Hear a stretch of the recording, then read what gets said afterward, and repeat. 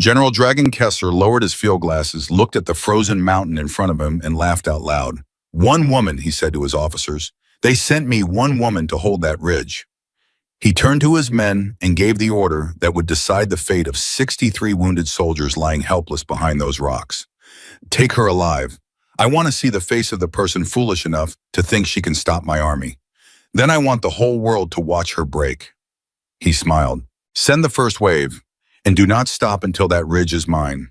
Before we go any further, if you believe that one person's courage can change everything, please subscribe to this channel, follow this story all the way to the end, and leave a comment telling me the name of the city where you are watching from right now, so I can see just how far Sergeant Elena Voss and her story have traveled across the world. The wind on the eastern ridge of the Karvash Range did not blow. It attacked. It came down off the high peaks like something with teeth, and it found every gap in a man's coat, every seam in his gloves, was every weakness in his resolve. The soldiers of 2nd Platoon had been on that ridge for less than an hour, and already half of them were shaking. Not just from the cold, from the knowledge of what was coming for them. Sergeant Elena Voss did not shake. She knelt near the highest firing position, unrolled a cloth on the frozen stone, and laid out the parts of her rifle one by one, the way another person might arrange silverware for a meal they had eaten 10,000 times. Her hands did not hurry. Her breath came slow and even. And the men who watched her found that somehow watching her hands made their own hands a little steadier. "You really think we can hold this?" The voice belonged to a young private named Tommy Rourke, barely 20 years old with a face that still looked like it belonged in a high school hallway. He was trying to sound casual. He was failing. Elena did not look up from her rifle. "I think," she said quietly, "that the question isn't whether we can hold it. The question is how long. How long do we have to hold it?" She finished seating a component with a small, precise click, and only then did she raise her eyes to him. 12 hours, she said. Maybe 48 if we're lucky."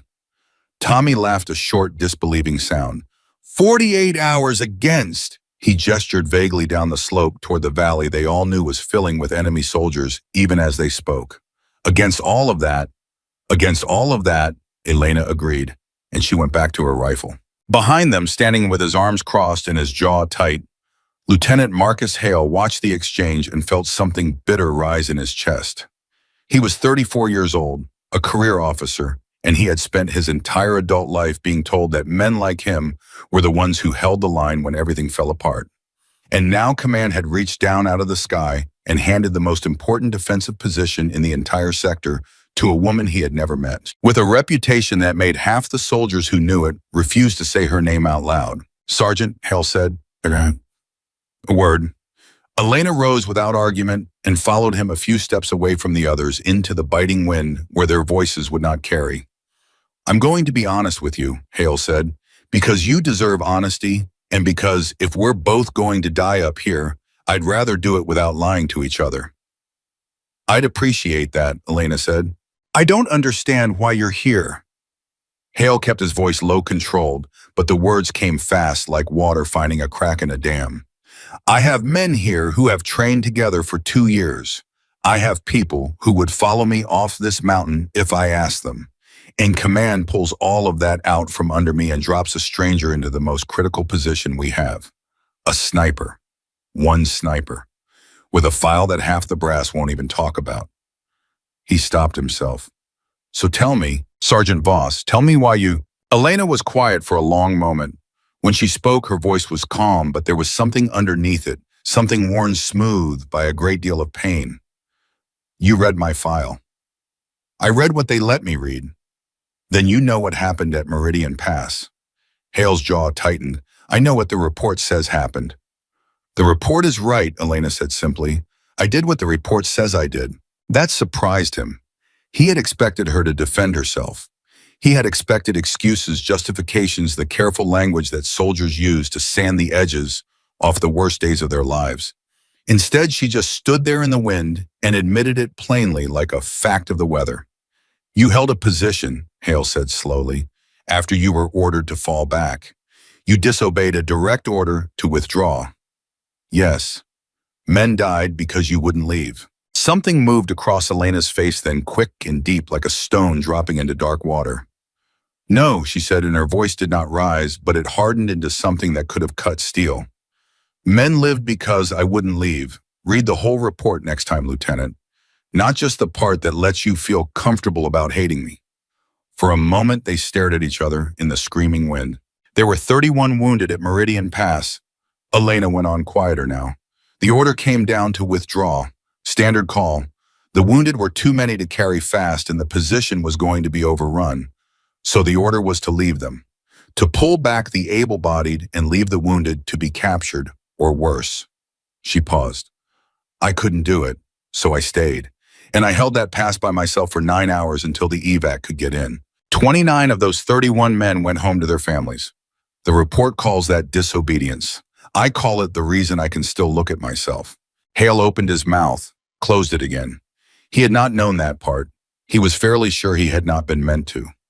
The 2 men who died, he said finally gently. What happened to them? Elena looked out over the valley toward the enemy she could not yet see, but could feel gathering like a storm. They died in the first 10 minutes before I could reach them, she said. I carry them anyway. You always carry the ones you couldn't reach. But I'll tell you something, Lieutenant, and I need you to hear it because it's the only thing that matters up here. She turned back to face him. I will never, ever be the person who walks away from the wounded. Not at Meridian Pass. Not here. Not anywhere. Command knows that about me. That's why I'm here. Because behind that ridge right now, there are 63 men who can't run. And Command needed someone who would rather die than leave them. The wind howled. Hale said nothing because there was nothing to say. So, Elena finished, you don't have to like me. You don't have to trust me.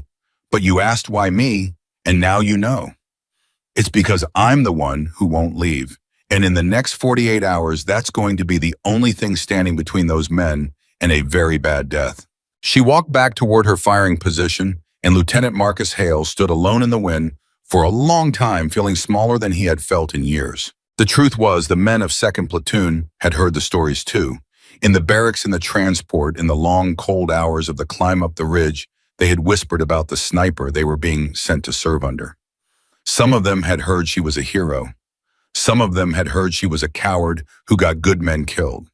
Most of them had simply heard that she was trouble, and that trouble had a way of following her, and that anyone standing next to her when the trouble arrived tended to get hit by the splash. Corporal Dylan Reyes was one of the ones who had made up his mind before he ever laid eyes on her. He was a big man, the kind who filled a room and expected to be listened to, and he did not bother to lower his voice when he said what he thought. I'm just saying, he announced to no one in particular and to everyone, I've been doing this 6 years and I've never once seen a defensive line held by a sniper. That's not how it works. You want to hold a ridge, you need bodies. You need machine guns and mortars and a line of men who won't break. Not one woman with a fancy rifle and a bad reputation. A few of the men laughed nervously. A few of them looked away uncomfortable. And Elena, 20 feet distant, gave no sign that she had heard a word of it. Hey, Sergeant, Reyes called out emboldened. No offense, but you ever actually hold a line before, or is it more of a shoot and run kind of thing for you people? The platoon went very quiet. Elena turned her head slowly and looked at Corporal Reyes with an expression that was not angry, was not hurt, was not anything he had expected. It was patient, it was almost kind. And somehow that was worse than anger would have been. Corporal Reyes, she said, how many rounds do you have? Reyes blinked. What? Ammunition. How many rounds are you carrying right now on your body?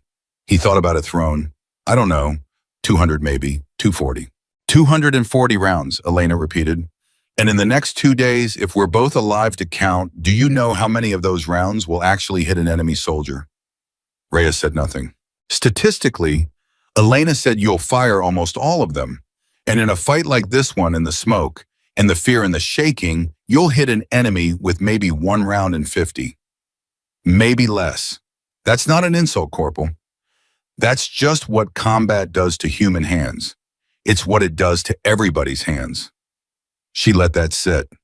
Now I'm carrying 120 rounds, half of what you've got, and I intend to make every single one of them count. Because up here on this ridge, with the numbers we're facing, that's the only kind of math that keeps those wounded men alive. She looked around at all of them now, not just Reyes. You want to know if I've held a line before I've never held anything else? It's the only thing I know how to do, and it's the only thing any of us are going to be doing until the helicopters come. Nobody laughed now. Reyes looked down at his boots. I'm not asking you to like me, Elena said, and her voice softened just slightly. I'm asking you to trust the math. Do your jobs. Watch your sectors. Keep your heads down and your fire disciplined. And whatever happens, whatever you hear, whatever you see coming up, that slope, do not run. Because the second one of us runs, the whole line comes apart, and then those men behind us die. All of them. Every single one. She paused. So we don't run. Are we clear? There was a silence. And then from the back of the group, young Tommy Rourke said quietly, Clear, Sergeant. One by one, the others said it too. Even Reyes, after a long moment, muttered it into his collar. Only Lieutenant Hale said nothing at all. He was watching her and he was thinking, and what he was thinking was not what he had thought an hour ago. The hours before a battle are the cruelest hours a soldier ever lives. The fight itself is fast and terrible, and there is no time in it to be afraid. But the waiting, the long, dark, frozen waiting with the enemy gathering somewhere out beyond the range of sight, that is when fear does its worst work. That is when a man's mind fills the darkness with everything he loves and everything he is about to lose. Elena moved among them through those hours, and she did not give speeches, and she did not tell them everything would be fine, because they would have known she was lying, and lies from a leader in the dark are worse than silence. Instead, she did something simpler and harder. She sat with them. She sat with Tommy Rourke, who could not stop his hands from trembling, and she did not tell him to be brave. She said, First real fight. Yes, Sergeant? You scared? Yes, Sergeant. Good, Elena said. The ones who aren't scared are the ones who get people killed. Fear means your brain is working. It means you understand what's real. You keep that fear, Tommy. You just don't let it drive. You let it ride in the back seat, and you keep your hands on the wheel. You understand? Tommy nodded, and something in his shoulders loosened just a little. You got people back home? Elena asked. My mom, he said, and a little sister, Katie. She's 9. Then here's your job, Elena said. Not holding the ridge, not stopping the enemy. That's my job, and I'll do my job. Your job is Katie. Your only job is to go home to a 9-year-old girl who's going to need her big brother for a lot of years yet. Everything you do tonight, you do so that you go home to Katie. Can you do that job? Tommy's eyes were wet. Yeah, he said. Yeah, I can do that. Good man. She squeezed his shoulder once and moved on. She sat with Corporal Reyes too, though she did not have to, though he had given her every reason not to. She found him alone, staring out into the dark, his loud confidence gone somewhere. The cold had taken it. You were right, you know, he said before she could speak. He didn't look at her. About the math, I didn't think about it like that. 6 years, and I never once thought about it like that. Most people don't, Elena said. There's no shame in it. I said some things back there. You did. I was scared, Reyes admitted, and the word came out of him like something being pulled with a rope. I got a wife, Sergeant, and she's expecting. First one, due in the spring. And I keep thinking I'm going to die on this rock and never even hold my own kid. And I got mad about it. And you were standing right there, so I got mad at you. He finally turned to look at her. That wasn't right, I'm sorry. Elena was quiet for a moment. Congratulations, she said. On the baby. Reyes laughed a broken little sound. You're not going to yell at me. No, Elena said. I'm going to keep you alive so you can meet your kid. That's a better use of my time than yelling.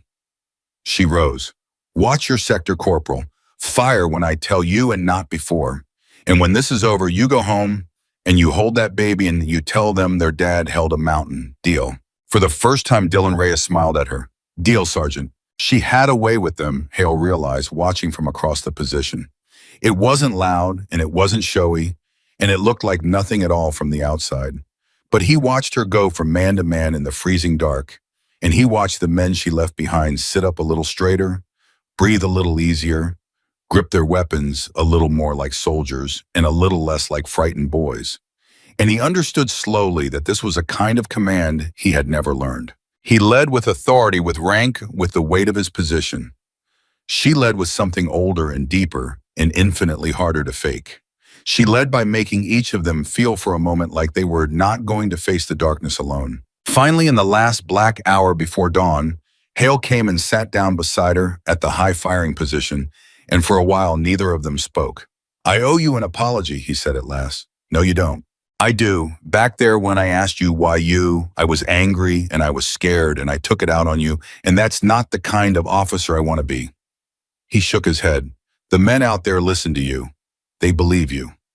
I've been leading soldiers for 12 years, and I've never seen anything like what you just did walking around in the dark, putting them back together one at a time." "They're good men," Elena said. "They didn't need me to put them together. They just needed somebody to remind them they were already whole." Hale looked at her sideways. "How do you do it? How do you stay this calm? We're about to be hit by an army, and you're sitting there like you're waiting for a bus." Elena considered the question seriously the way she seemed to consider everything. "Because being afraid doesn't help those men," she said, "and being calm does. It's that simple. My fear is my own. I don't get to spread it around, not up here. Up here, they need me to be the still point, so I'm still." She glanced at him. "You should try it. They're watching you too, Lieutenant. Maybe more than they're watching me. You're their officer. When the shooting starts, they're going to look for your face, and whatever they see on it, that's what they're going to feel. So don't let them see fear. Let them see you. Steady, present, there. That's the whole job." Hale was quiet for a long moment. "Meridian Pass," he said. "9 hours alone for 29 men. Is that really true?" "It's true," is she. "How did you do it 9 hours by yourself? How does a person even—" He stopped, unable to find the words. Elena looked out into the dark toward the place where the sun would soon rise, toward the place where the enemy was already moving. "One shot at a time," she said. "That's all it ever is.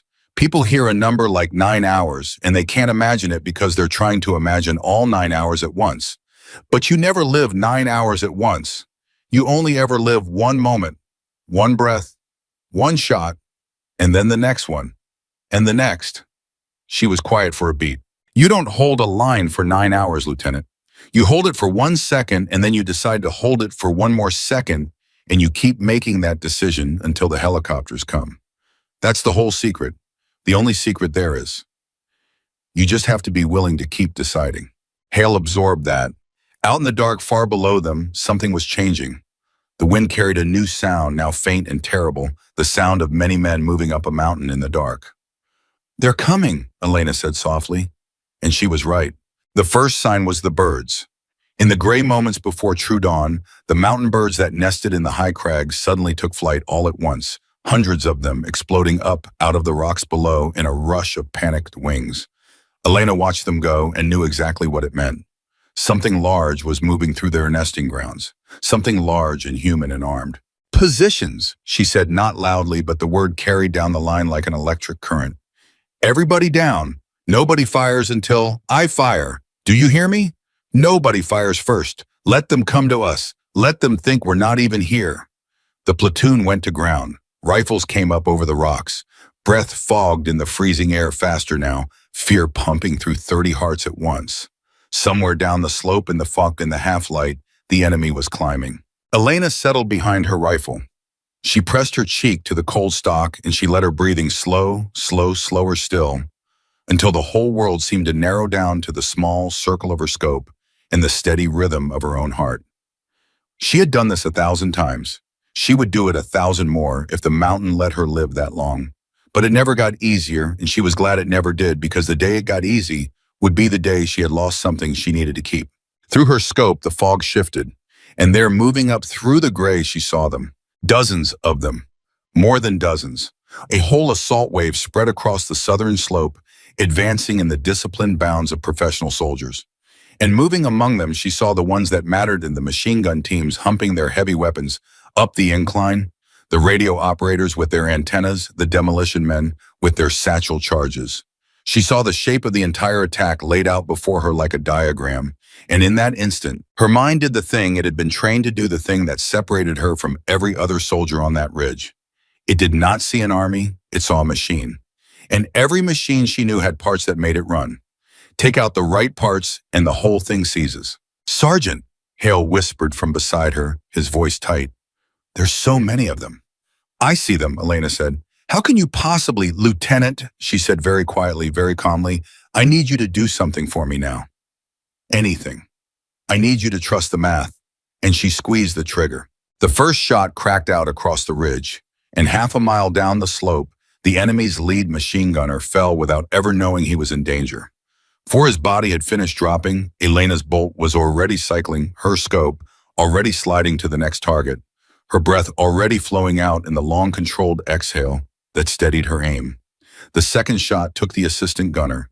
The third took the radio operator crouched 20 feet away, cutting the enemy's communications in the very first seconds of the fight.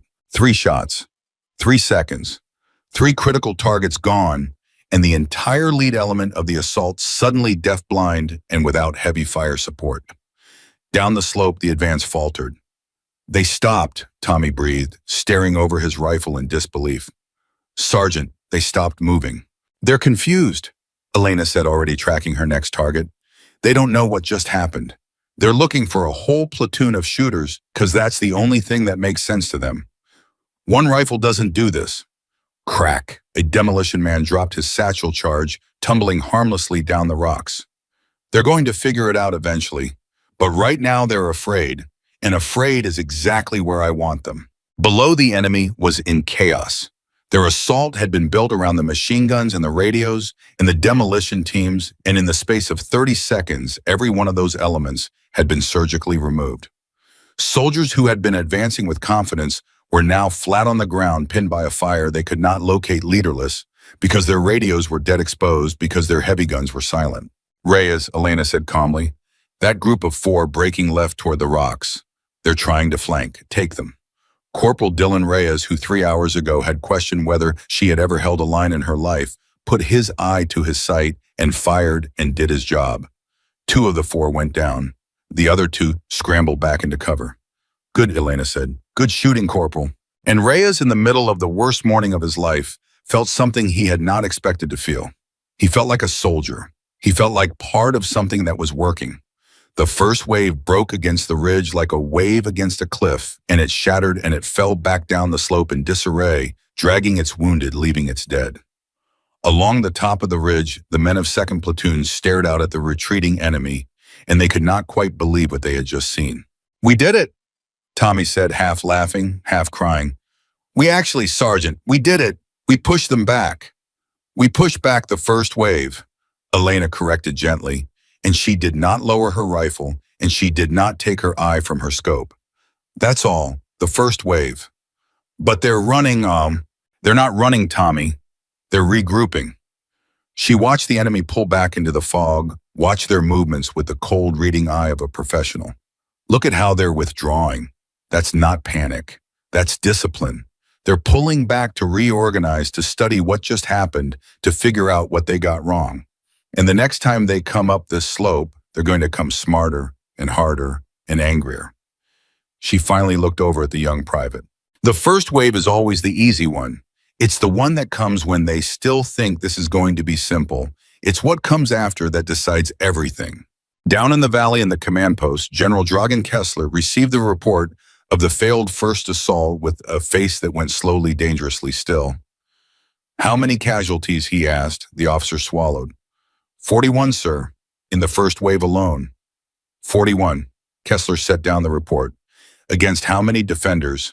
That's just it, sir. Our men report heavy coordinated fire from multiple positions. They believe the ridge is held by a significant force, possibly a full platoon of snipers. The fire was too accurate, too fast, too surgical to be anything else. Kessler was quiet for a long moment. He walked to the mouth of the tent and looked up at the distant ridge, gray and silent in the morning fog, giving away nothing. Multiple positions, he said softly. A full platoon of snipers. He shook his head slowly. No, I don't think so. He turned back to his officer, and there was something cold and terrible in his eyes now. Something that had not been there when he had laughed about the one woman on the mountain. I think we have made a mistake. I think we have been fooled. I think there are not many shooters on that ridge. He looked back up at the mountain. I think there is one. And I think she is very, very good. Sir. Send the second wave, Kessler said, But this time we do not send men to be slaughtered blindly. This time we bring the vehicles, the drones, the mortars. This time we do not hunt a platoon. His hand tightened into a fist. This time we hunt one person. And we do not stop until we find her, and we tear her out of those rocks, and we make her watch every one of those wounded men die. Do you understand me? I want that ridge, and I want her broken before the sun sets. Up on the eastern ridge, Sergeant Elena Voss reloaded her rifle, counted her remaining rounds, and did the math she had done 1,000 times before. She looked down at the valley, at the enemy regrouping in the fog, at the machine that was even now rebuilding itself into something larger and deadlier than before. And she felt the weight of the 63 wounded men lying behind her. 63 men who could not run. 63 men whose only defense against the coming storm was one sniper and a handful of frightened soldiers in a single unbreakable decision. She would not leave them. Not for anything. Not for any reason. Not while she still had one round left to fire and one breath left to fire it with. Beside her, Lieutenant Hale watched her check her weapon with those steady, unhurried hands, and he found that he was no longer thinking about her file or Meridian Pass or the reasons command had sent her. He was thinking about the next wave and the one after that and the long day ahead, and how it was possible that the entire fate of everyone on that mountain now rested on the shoulders of one woman who had never once in her whole life been willing to walk away. "Sergeant," he said quietly, "that first wave, that was 41 of them gone, and we didn't lose a single man." "I know," Elena said, "but we can do this. We can actually hold." Elena finished loading her rifle. She settled back into position, pressed her cheek once more to the cold stock, and put her eye to the scope, watching the phone, watching the valley, watching for the second wave that she knew was already climbing toward them through the freezing morning air. "We held for one wave, Lieutenant," she said softly. "Now we decide to hold for one more." And down in the valley, the drones began to rise. The drones came first, and they changed everything. Elena heard them before she saw them, a high mechanical whine that cut through the wind, like a swarm of hornets rising up out of the valley on the freezing morning air. She had faced many things in her years behind a rifle, but the drones were newer, and the drones frightened her in a way the infantry never had, because a man on a slope could be seen and read and predicted, but a machine in the sky saw everything and felt nothing and reported every move she made to the men who wanted her dead. "Everybody down," she said, and this time there was an edge in her voice the men had not heard before, a sharpness that told them something had shifted. "Get under the rocks. Cover your positions with anything you can find. Those drones are looking for us, and the second they find us, the mortars come. Move. Move now." The men scrambled. Tommy Rourke pressed himself flat into a crevice in the stone. Reyes dragged a fallen slab of rock over his firing position, and Lieutenant Hale crawled to Elena's side, his breath coming fast. "How many are there?" he asked. "4 that I can hear," Elena said. "Maybe 5. They're spotter drones, not armed. They don't have to hurt us. They just have to find us." She was already moving low and fast, sliding to a different position 20 feet from where she had fired her first shots. "And I can't let them find me. The second they mark my position, every mortar in that valley drops on this spot at once. So what do? "We make them wrong," Elena said. "We make them think we're everywhere and nowhere. We keep moving. Every shot from a different position. Never twice from the same rock." She glanced at him. "And we pray they're not as good at this as they think they are." The first drone crested the ridgeline, hovering its lens, sweeping the rocks. Elena did not fire. She held perfectly still in the shadow of a boulder, breathing slow, letting the machine pass over her, like a hawk passing over a rabbit that has learned to become a stone. The drone hovered, searched, found nothing, and drifted north along the ridge. "Why didn't you shoot it?" Hale whispered. "Because if I shoot it, they know exactly where the shot came from," Elena said. "One dead drone tells them my position better than a live one ever could. No, I only kill the drones when I'm already moving, when the shot won't pin me. Everything up here is about not being where they think you are." She watched the machine drift away. "Patience is a weapon too, Lieutenant. Sometimes it's the only one that keeps you alive." But the enemy had learned from the first wave, and they had come back smarter, exactly as Elena had promised. The drones were not searching randomly. They were quartering the ridge in a careful grid, methodically refusing to be rushed, and Elena understood, with a cold certainty, that it was only a matter of time before one of them caught her in the open. That was when the mortar started falling on the empty rock where she had made her first 3 kills. The explosions walked across the northern end of the ridge, one after another, geysers of shattered stone and black smoke, and the men who had watched Elena fire from that position an hour earlier understood in a single terrible instant what would have happened to any of them who had stayed put. The enemy was dropping a curtain of fire on a position that Elena had already abandoned. "They think you're still up there," Hale said, staring. "They think a whole team is still up there," Elena said. "That's the mistake. They're wasting 100 mortar rounds trying to kill snipers who were never there in the first place." She almost smiled grimly. "Let them. Every shell they drop on empty rock is a shell they can't drop on us." But the reprieve did not last. The second drone came in lower faster, and it caught the flash of movement as Elena shifted between 2 boulders, and it locked on and its lens swiveled to follow her. Elena knew the instant it happened. She felt it the way prey feels the eyes of a predator. "They've got me," she said, and there was no fear in her voice, only calculation. "Hale, when I move you cover your ears and you open your mouth. The mortars are coming, right here, right now." And she was already up and running low and fast across the exposed rock as the drone tracked her and the enemy gunners in the valley, read its feed and adjusted their fire. The first mortar shell landed exactly where she had been crouching 1.5 seconds before. The blast threw her forward. She hit the rock, hard rolled, came up moving, and did not stop because to stop was to derail, because the machine in the sky was still tracking her and the shells were still falling, walking after her across the ridge in a line of thunder and fire. She dove behind a spine of granite as another shell detonated where her legs had been. Stone splinters tore across her back. She kept moving. "Sergeant!" Tommy screamed from his crevice. "Sergeant, are you hit?" "Still here," Elena called back, though her ears were ringing and her back was bleeding from a dozen small cuts. She pressed herself into the shelter of the granite spine and forced her breathing to slow, forced her hands to steady, forced her mind back into the cold, clear place it needed to be. The drone was still up there.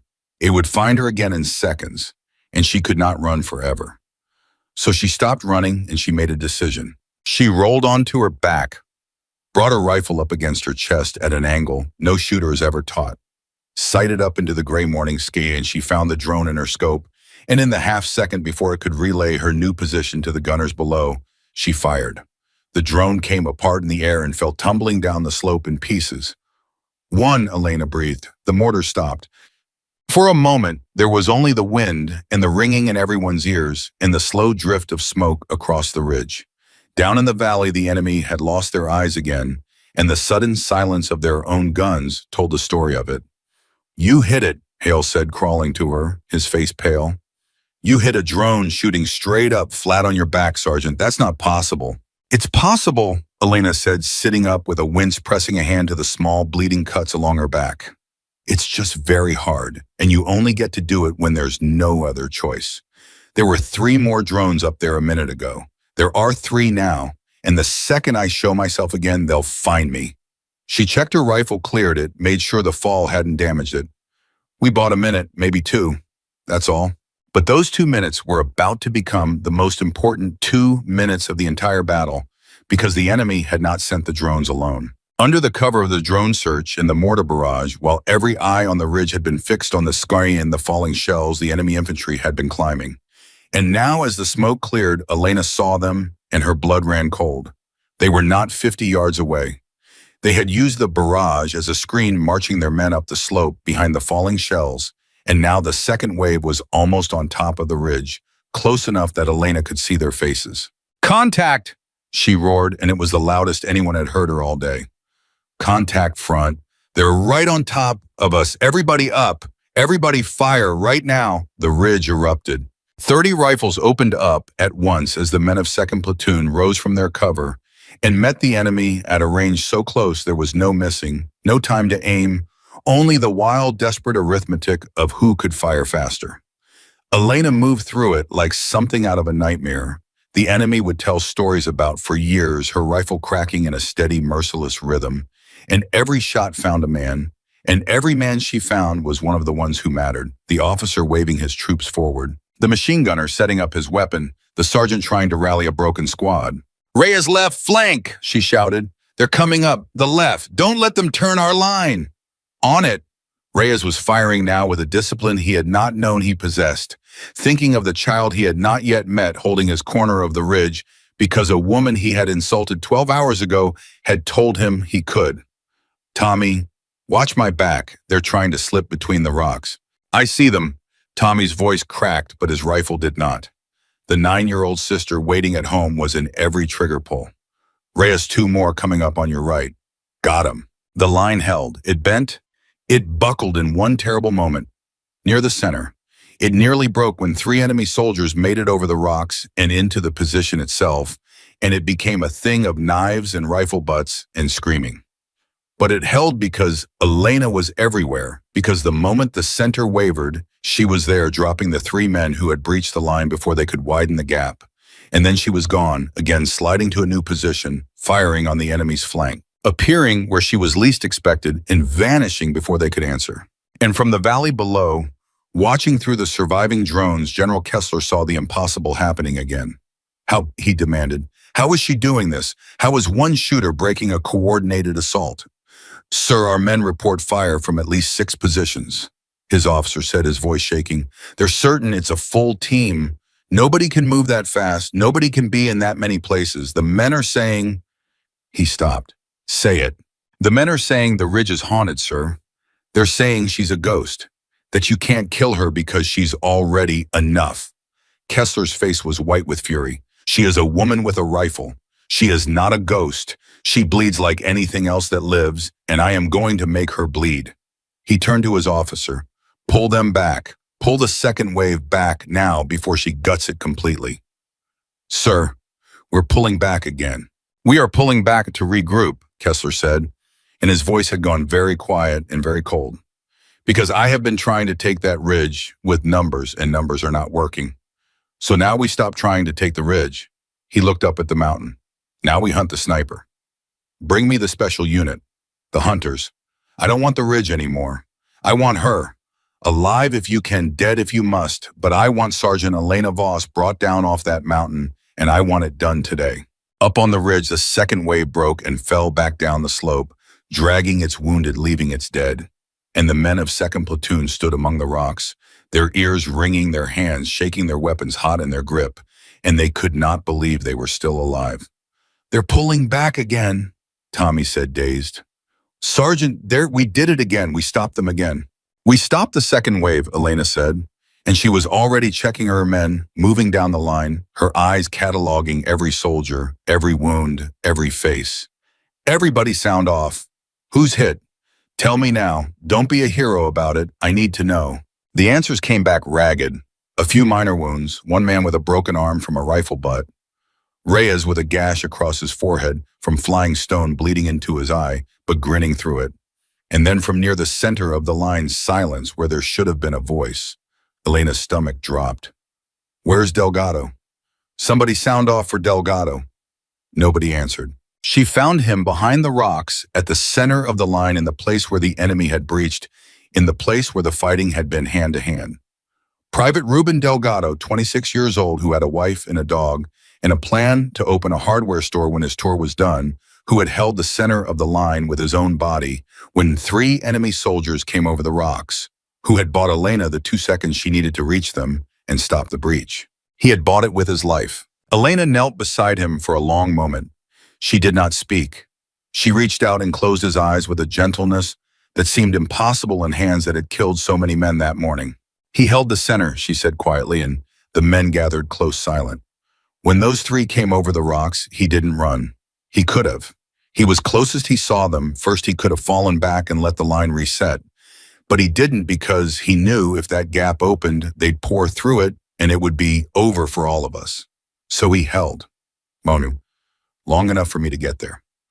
She looked up at the ring of stricken faces. "He saved every one of us. Don't you ever forget that. As long as you live, you remember that Ruben Delgado stood in the gap so you could keep breathing." Tommy was crying openly now, and he did not care who saw. "It's not fair," he said. "He was going to open a store. He showed me pictures. He had the whole thing planned out." "No," Elena agreed softly. It's not fair. None of it is fair. And I'm not going to stand here and tell you it is. She rose to her feet and something in her face had hardened into a thing beyond grief into a cold and absolute resolve. But I'll tell you what we can do for Ruben Delgado. We can make sure he didn't die for nothing. We can hold this ridge. We can get those 63 men behind us home to their families. And when the helicopters come, we can carry Ruben down off this mountain with his head high because he died a soldier holding the line, and there is no better death than that. She looked around at them. That's what we can do. That's the only thing we can do. So we do it.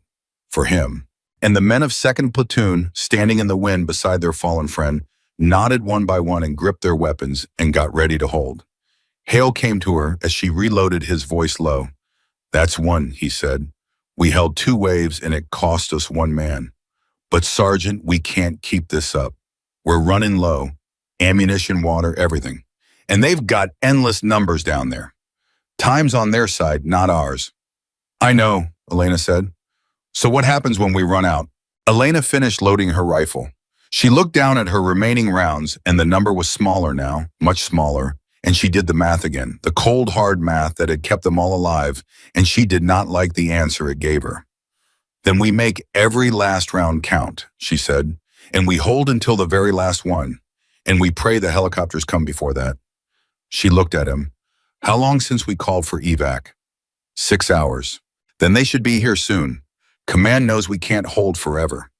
They'll be moving heaven and earth to get birds in the air. She said it with confidence, but there was a question underneath it, a doubt she did not voice because voicing it would help no one. 6 hours was a long time. 6 hours with no evac and no resupply was a very long time.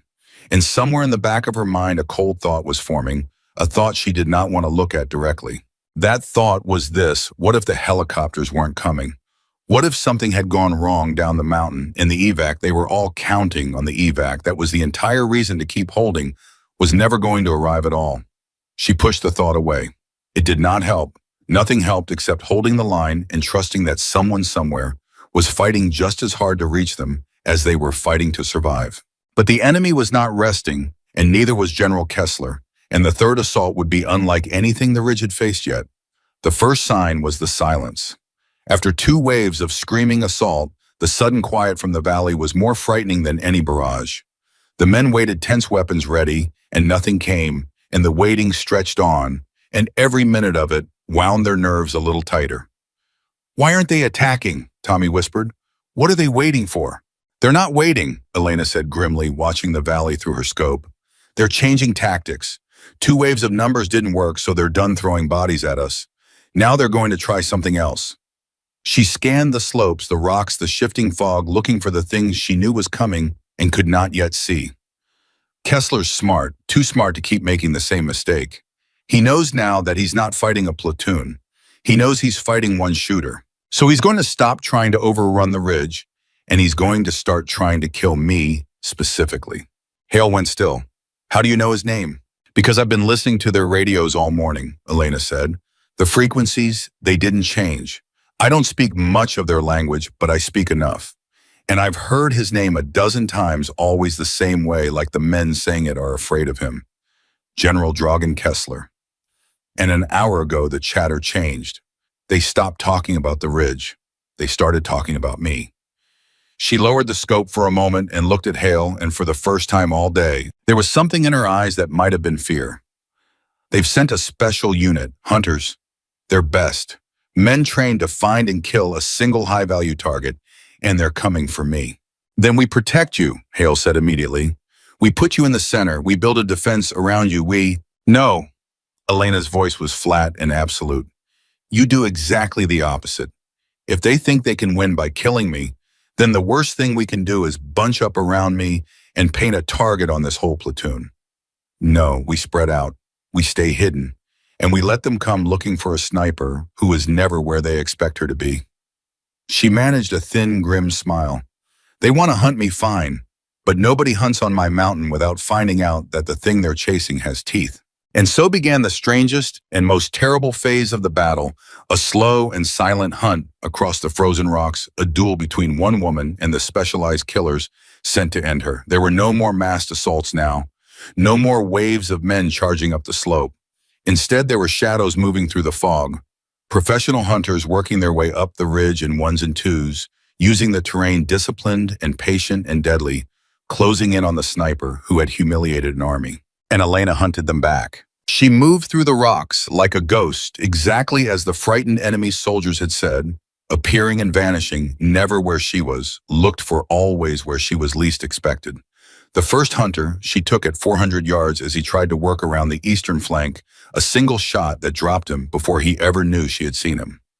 The second she took at close range in the rocks, in a sudden violent instant, when he came around a boulder and found her already waiting, already aiming, already firing. Two of them down, she reported to Hale, sliding back to his position. But there are more. I count at least 6 still moving. And they're good. They're the best I've faced. Every time I take one, the others adjust. They're learning me.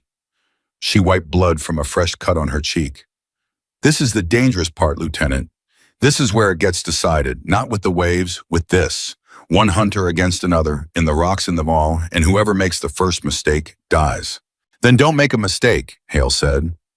I'm trying not to, Elena said, and she slipped back into the rocks alone to face the men who had come to kill her. What followed was an hour that the survivors would never fully be able to describe. It was too fast, too fragmented, too terrifying to hold in the memory as a whole. It came back to them only in pieces in the years afterward, the crack of a rifle from somewhere in the fog, the scream of a hunter who had gotten too close, the sight of Elena appearing suddenly at the edge of the position, bleeding from a new wound, only to vanish again into the rocks before anyone could speak. She was fighting a battle none of them could help, with a private war in the fog, in the stone, and all they could do was hold their own positions and pray that the next shot they heard was hers and not the enemy's. And one by one she took them. The third hunter, the fourth, the fifth, each one harder than the last, each one closer. Each one costing her a little more blood, a little more strength, a few more of the rounds she could no longer spare. Until at last there was only silence again, and Elena crawled back to the platoon's position, and she was gray-faced and bleeding from 6 small wounds, and her hands were shaking now in a way they had not shaken all day. How many? Hale asked, his voice barely a whisper. All of them. Elena said. She sank down against the rock, exhausted, and for a moment she let herself simply breathe. 6 hunters, all down, the special units gone. She closed her eyes.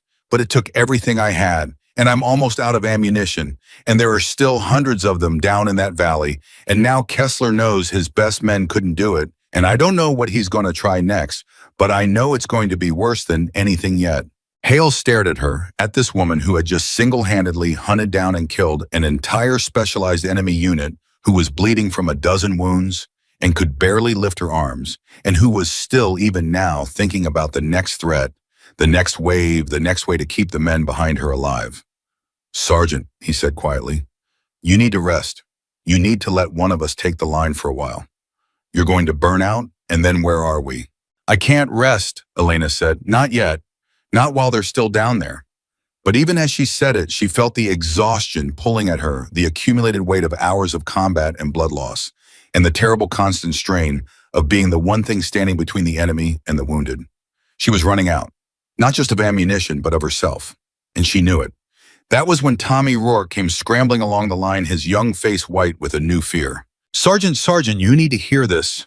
The radio. I was monitoring the evac frequency like you told me, and... He stopped, his voice failing. Elena's eyes snapped open. What, Tommy? Say it. The helicopters, Tommy said. The evacuation. I finally got through to command, and they said, he swallowed hard. They said the birds are grounded. The weather system that's been sitting over the peaks, it's worse than they thought. 0 visibility. They can't fly in it. They said, his voice broke. They said it could be 12 hours before they can get the birds in the air. Maybe more. The silence that fell over the ridge was total. 12 hours, maybe more.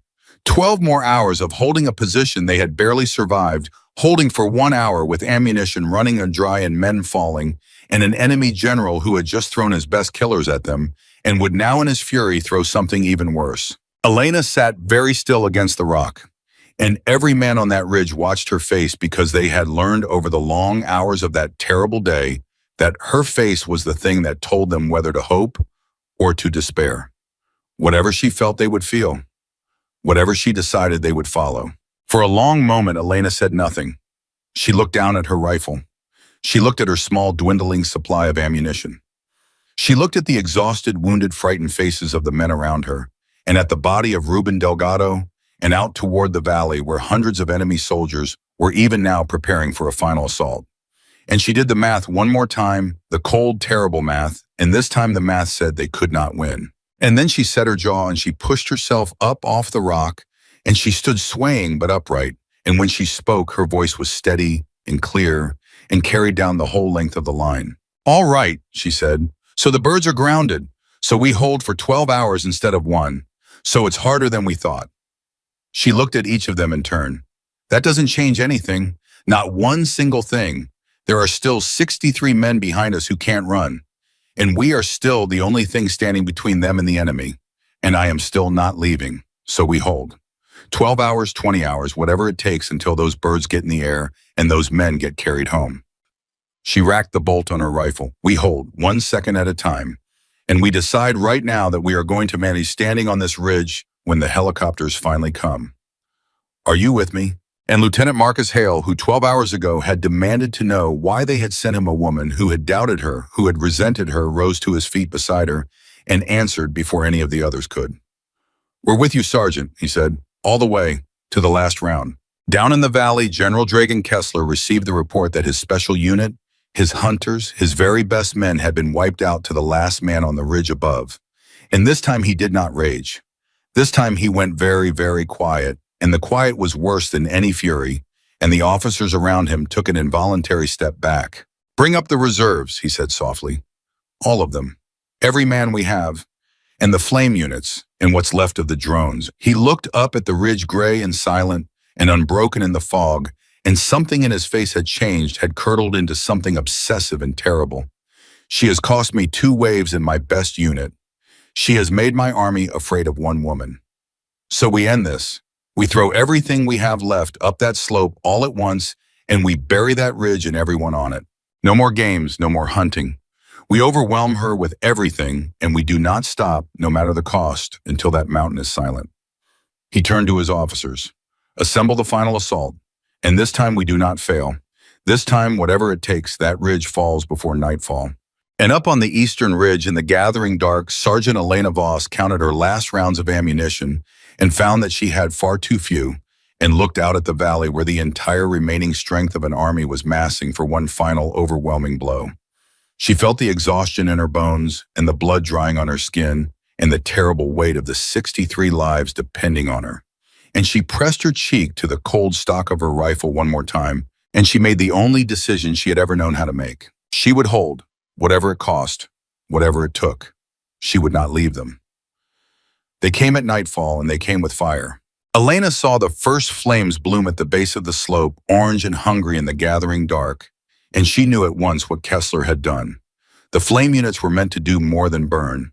They were meant to erase the one advantage she had left, the advantage that had kept them all alive through 2 waves and a hunt through the rocks.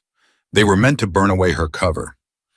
Every boulder she had hidden behind, every crevice she had fired from, every shadow she had used to become a ghost, the flames would strip it all away and leave her exposed on bare rock while the whole remaining strength of the enemy army climbed toward her. "They're burning us out," she said. "Hale, get the men off the forward positions.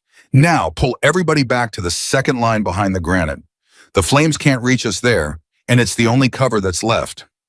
She was already moving, already firing, dropping the flame operators one by one as they advanced. But there were too many of them, and for everyone, she took 2 more came up the slope with their fire. "Second line, second line!" Hale roared, and the men scrambled back through the smoke as the flames swept across the positions they had held all day. "Reyes, get Tommy, don't leave anybody move." "I got him." Reyes had Tommy by the collar, hauling the younger man back through the choking smoke. "Come on, kid. Don't you dare freeze on me now. Your sister's waiting. Move your feet." They made it to the second line as the fire took the ridge behind them, and they threw themselves down behind the granite coughing half-blind and looked back at the wall of flame that now separated them from the enemy, and for one moment they dared to think it had bought them time. Then the drones came through the smoke, and the mortars began to fall again, and the enemy infantry came up the burning slope right behind the fire, and there was no more time for anything but the fight. Here they come! Elena's rifle was already speeding, and every shot found a man, but her ammunition was almost gone now, and she knew it, and she began to choose her targets with an agonizing care, firing only at the ones who absolutely had to fall, letting the others come closer than she ever would have allowed an hour before. Conserve your rounds. Nobody wastes a shot. Make them close before you fire. Let them get close, and then don't miss. It was a different kind of battle now, a desperate, close grinding thing, with the enemy pouring up through the smoke and the flames in numbers that seemed endless, in the thin line of exhausted, wounded men holding the granite with the last of their strength and the last of their ammunition. Elena moved among them, firing, encouraging, dragging men back into position when they wavered, and everywhere she went she left steadiness behind her, but she could feel the line beginning to fray, could feel the exhaustion and the fear, and the sheer overwhelming weight of numbers pressing in on all sides. "Sergeant," Tommy's voice cracking with panic. "Sergeant, I'm out. I'm out of ammo. I don't have anything left." "Take Delgado's," Elena called back. "He'd want you to have it. Check his pouches, take everything, and get back on the line." Tommy scrambled to the body of his fallen friend, and his hands were shaking, and he could barely see through his tears and the smoke, but he took Ruben Delgado's remaining ammunition, and he whispered something to the dead man that no one else could hear, and he got back on the line, and he fired. The enemy reached the granite. It became hand-to-hand again, worse than before, a chaos of rifle butts and boots and screaming the enemy coming over the rocks in a flood, the thin line of defenders meeting them with a fury born of desperation. Elena was in the thick of it, her rifle empty now, swinging it like a club, and then dropping it and drawing her knife, fighting with a cold economy of motion that dropped man after man. She took a blow to the ribs that cracked something inside her, and she kept fighting. She took a slash across the arm, and she kept fighting. And beside her, the men of 2nd Platoon, who 12 hours ago had questioned whether she belonged on their mountain, fought like lions because she had taught them how, because she had shown them what it meant to hold a line, because she had made them believe that they were the only thing standing between 63 helpless men and death, and they had decided that they would rather die than be wrong. And they held. God knew how, but they held. The enemy came over the granite in a wave, and the line bent almost to breaking, and then Elena was there at the worst point, and Hale was there beside her, and Reyes, and even young Tommy, and together they threw the enemy back off the rocks in a savage, screaming, close-quarters brawl that left the granite slick with blood and the slope below littered with the enemy dead. The wave fell back, not far, just far enough to regroup for the next push. But it fell back, and for one moment there was a ragged, exhausted pause in the killing. Elena sank down against the rock, her ribs screaming, her arm bleeding, her rifle empty in her hands, and she took stock, and what she found terrified her. Half the platoon was down, not all dead, but down, wounded out of the fight. Of the men still able to hold a weapon, most were nearly out of ammunition, and she herself had exactly 9 rounds left. 9. After everything. After 2 waves and a hunt in a wall of fire, 9 rounds stood between her and the moment when her rifle went silent for good. "Hale," she said quietly, "how are we?" Hale crawled to her, and his face told the story before he spoke. He had a gash over one eye and a limp, and the hollow look of a man who has seen too much in too few hours. "Bad," he said. "We've got it maybe 12 men who can still fight. The rest are down. Ammunition's almost gone, and they're going to come again, Sergeant. They're regrouping right now. They're going to come again, and I don't—" His voice caught. "I don't know if we can stop them this time." Elena was quiet. She looked out at the enemy massing in the smoke below. Hundreds of them still, and she looked at her 12 exhausted men, and she did the math, and the math had run out of answers. And then something happened that changed everything. Tommy Rourke, who had crawled back to the radio during the pause to keep monitoring the frequencies, suddenly went rigid, and his hand shot up. "Sergeant! Sergeant, the radio! Listen, listen!" He pressed the headset to his ear, his face transforming disbelief and hope, breaking across it like a sunrise. "It's command. The weather's breaking. There's a gap opening over the peaks, and they're saying, Sergeant, they're saying they can get one bird in, one helicopter. But it has to be now, and the gap in the weather is only going to last. He listened. 90 minutes, and then it closes again for the rest of the night. The words landed on the ridge like a lifeline thrown to drowning men. 90 minutes, one helicopter, a single chance to get the wounded off the mountain before the weather closed again and the dark came down for good. One bird, Hale breathed. One bird can't take 63 men. No, Elena agreed, and her mind was already moving. Already calculating, ready turning the impossible over and over, looking for the crack that would let them through. One bird can take maybe 15. 20 if they pack them in and dump everything else. She looked at Tommy. Tell them yes. Tell them to send the bird. I know. Tell them we'll have the most critical wounded ready at the landing zone and we'll hold the ridge while they load and they take the worst cases first. She turned to Hale. It's not everyone, but it's a start. It's the men who won't survive the night otherwise. We get them out and then we hold for the rest until the weather opens again. And if the weather doesn't open again, Hale asked quietly, if 90 minutes is all we get. Elena didn't answer that because there was no answer that helped, and she had learned long ago that a leader does not spend her breath on the questions that only bring despair. Instead, she pushed herself up off the rock, ignoring the scream of her broken ribs, and she took command of the 90 minutes she had been given. Listen to me, all of you.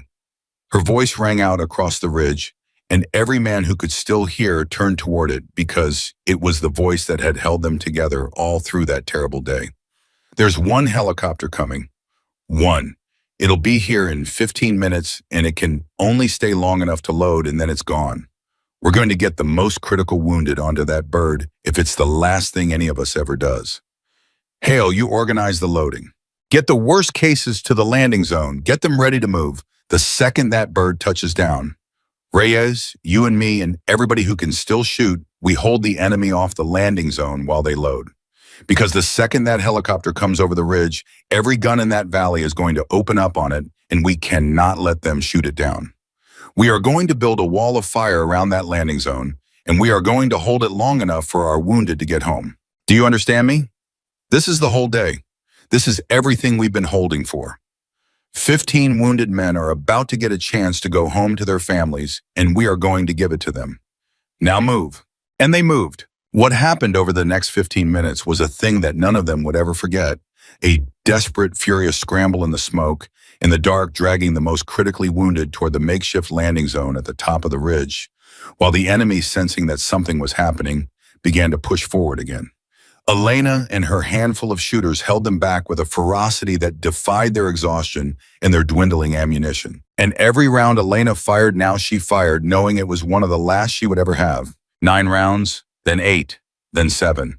They're pushing on the left, Reyes shouted. Sergeant, they know something's happening. They're trying to rush the landing zone.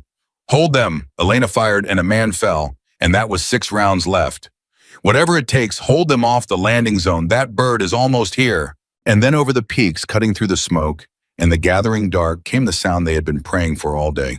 The heavy thundering beat of helicopter rotors growing louder, closer, a single aircraft plunging through the narrow gap in the weather to reach the men trapped on the burning ridge. There, Tommy screamed, pointing. There it is, it's here, the bird's here. The helicopter roared in over the ridge, and exactly as Elena had predicted, every gun in the valley below opened up on it at once, tracers streaking up through the dark, trying to knock it out of the sky before it could land. And Elena and her men answered, pouring their own fire down the slope, doing everything they could to suppress the enemy guns to give the pilot the seconds he needed to bring the bird down. Cover the bird, Elena roared. Fire on those guns. Keep their heads down. Don't let them hit the pilot. She fired. 5 rounds. She fired again. 4. The helicopter came down in a storm of dust and noise, and Hale's team was already moving, hauling the wounded toward the open door, packing them in one man after another, working with a speed and desperation that came from knowing every second counted, that the weather could close, that the enemy could bring the bird down, that this single fragile chance could be lost in an instant. Load them, Hale was screaming over the rotor wash. Get them in, don't stop. We don't have time. 1 wounded man in. 2, 5, 10. The enemy fire intensified, rounds sparking off the helicopter's skin, And the door gunner was firing back now, and Elena and Reyes and their handful of shooters were doing everything humanly possible to keep the enemy suppressed, but they were almost out of ammunition, and the enemy knew it, and they were pushing harder and harder toward the landing zone. 12 wounded in, 13. "They're going to overrun us," Reyes shouted. "Sergeant, I'm almost out. We can't hold them much longer." Elena fired her fourth to last round. 3 left. "Just hold a few more seconds. They're almost loaded." 14 wounded in. 15. "That's all we can fit," Hale screamed from the landing zone. "She's full, Sergeant. She's full. We have to send her now or she won't be able to lift off." And in that instant, as the helicopter strained under its load and the enemy pressed in and the last seconds of the weather gap ticked away, a terrible choice presented itself. And it presented itself to Elena, and she saw it coming even before Tommy did. Because there was room, barely, room if they packed him in for one more. One more man could go home on that helicopter. And the man closest to the door, the man with the least ammunition, left the man whose hands were shaking and who had a 9-year-old sister waiting for him at home, was Tommy Rourke. Elena saw it, Hale saw it, and Tommy, God help him, saw it too. "No," Tommy said, backing away from the door, understanding what they were about to ask, refusing it before they could speak. "No, Sergeant, I'm not going. I'm not leaving you up here. Don't you dare. Don't you dare put me on that bird." "Tommy," Elena said, "no." He was crying now, backing further away, gripping his rifle. "You said we hold together. You said nobody runs. You can't put me on that helicopter and stay up here yourself. You can't. It's not fair. I won't do it." And Elena crossed to him in 3 strides, and she took his face in her bloody hands, and she looked him in the eyes with a fierce and terrible tenderness. And over the roar of the rotors, she said the thing that would stay with Tommy Rourke for the rest of his life. "Listen to me. Katie needs her brother, 9 years old, and she needs you, and I am not going to be the reason she grows up without you. You are getting on that helicopter, and you are going home, and you are going to hold your sister and tell her that her brother is a soldier who held a mountain. That's not running, Tommy. That's not leaving. That's the thing we were fighting for. Getting our people home. You are our people, so you go home and you carry all of us with you, all of us. You understand you get to live. For all of us. That's an order, soldier. Now go." And she shoved him toward the door, and Hale's hands pulled him in, and Tommy Rourke was screaming her name as the helicopter lifted off the ridge in a storm of dust and fire, screaming it as the bird rose up over the smoke and turned for the safety of the gap in the weather, screaming it until the roar of the rotors swallowed the sound, and the helicopter was gone, carrying 15 wounded men and 1 weeping young soldier down off the mountain toward home. And then it was silent on the ridge, except for the wind and the fire and the distant sound of the enemy massing for another push. Elena stood watching the empty sky where the helicopter had disappeared, and then she turned back to the men who remained, the handful who had stayed, who would keep holding until the weather opened again or until the end came, whichever arrived first. Hale, Reyes, a few others, fewer than a dozen, all told, wounded and exhausted and nearly out of ammunition. 15 more went home, she said quietly. 15 men who'll see their families again because of what you did tonight. She looked down at her rifle. 3 rounds. 3 rounds left in the whole world. There are still men behind us who couldn't fit on that bird, and the weather's closed again. So we hold until it opens, until the next bird can come. We hold with what we've got, which isn't much. She almost smiled, but it was never about how much we had. It was only ever about whether we'd stay. Reyes wiped blood and tears from his face. "How many rounds you got left, Sergeant?" Elena looked at him. 3, she said. The number sat there in the smoke between them, terrible and final. 3, Rikas repeated softly. "After all that, 3. 3's enough for 3 of them," Elena said, "and I intend to make them count." She racked the bolt. "Now everybody find cover and check your ammunition and tell me what we've really got, because Kessler's not done, and neither are we." Down in the valley, General Dragan Kessler watched the helicopter escape over the peaks. Watched 15 of the wounded he had been so certain of killing slip through his fingers and vanish into the safety of the clouds, and the last of his composure finally cracked. "One bird," he said, his voice shaking with a fury that frightened the men around him. One helicopter threw weather that was supposed to keep them grounded all night, and she got 15 of them out. 15. He turned on his officers. How many men do we have left? Enough, sir, the officer said carefully. More than enough. She can't have much ammunition left. Our men on the slope report her fire has become sporadic. She's almost dry. If we push now with everything, she can't stop us. Then we push now, Kessler said. Everything, every man. We have wasted an entire day and hundreds of soldiers on a single woman and a handful of half-dead men, and I will not spend another hour on it. We go up that slope in one final push all at once, and we do not stop and we do not slow down, no matter how many she kills, until we are standing on top of that ridge, and every last one of them is dead. He looked up at the mountain one final time. She has 3 rounds, or 30, or none. It does not matter anymore. There are not enough bullets on that ridge to stop what I am about to send up it. Give the order. Final assault.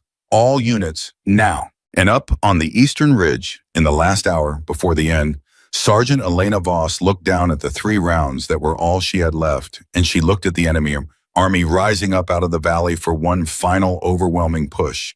Hundreds of men against a dozen, and she felt no fear anymore. Only a strange and terrible calm. The calm of a person who has made her decision so completely that there is nothing left to be afraid of. She would hold. With 3 rounds or with none, with her rifle or with her knife or with her bare hands, she would hold this ridge until the weather opened and the next bird came, or until she could hold it no longer. She would not leave them. She had never in her whole life known how to leave. And as the enemy began their final climb, she pressed her cheek one last time to the cold stock of her rifle, and she chose her first target, and she prepared to spend the last 3 rounds she had in the world on the only thing she had ever believed in. The people behind her. The ones who were still counting on her to stay. The first of the enemy came up out of the smoke, and Elena did not fire. She let him come. She let him climb. Let him think the ridge had finally gone silent. Let him believe that the sniper who had cost his army so much was at last out of bullets and out of fight. She watched him through her scope with 3 rounds in an ocean of patience, and she waited until he had brought 2 others up beside him, until they were bunched together at the narrow point where the slope funneled between 2 spines of granite, and only then did she breathe out slow and even, and squeeze the trigger. The round passed through the first man and into the second. 2 for 1, 2 rounds left. That's how you do it, she murmured so quietly that only Hale crouched beside her could hear. When you've got nothing left, you make each one do the work of 2. You wait for them to make it easy. You never waste the last ones. Sergeant, Hale said, and his voice was low and urgent. There's hundreds of them. 2 rounds isn't... I know what 2 rounds is, Lieutenant. She said it without anger, without fear, with the flat steadiness of a person who has already looked at the worst and decided to keep going anyway. But it's not just my 2 rounds. It's your rifle and Reyes's and every man on this line who can still pull a trigger. And it's this ground, which I know now better than they do, every rock and every gap and every place a man has to slow down to climb. And it's the fact that they're afraid of us. She glanced at him. Don't ever forget that part. After everything we've done to them today, they are terrified of this ridge. And a frightened army makes mistakes. So we make them pay for every single one. Down the line, Reyes was doing the thing Elena had taught him without ever saying it aloud. He was counting his rounds, counting the seconds between enemy rushes, counting the men climbing toward him, and choosing which ones absolutely had to die and which ones he could let come a little closer.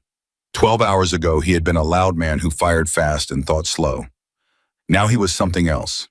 Now he was a soldier who understood the arithmetic of survival, and he held his corner of the granite with a cold discipline that would have made him unrecognizable to the man he had been that morning. Sergeant, he called, they're stacking up at the funnel, same place as before. They keep coming through the gap because it's the only easy way up, and they keep bunching. If we've still got anything that goes bang, that's where to put it. Good eye, Corporal, Elena called back. That's exactly right. Make them pay at the funnel. And she thought not for the first time that day that the men she was about to fight beside in these final hours were not the same men she had met at dawn. The mountain had made them into something harder and finer.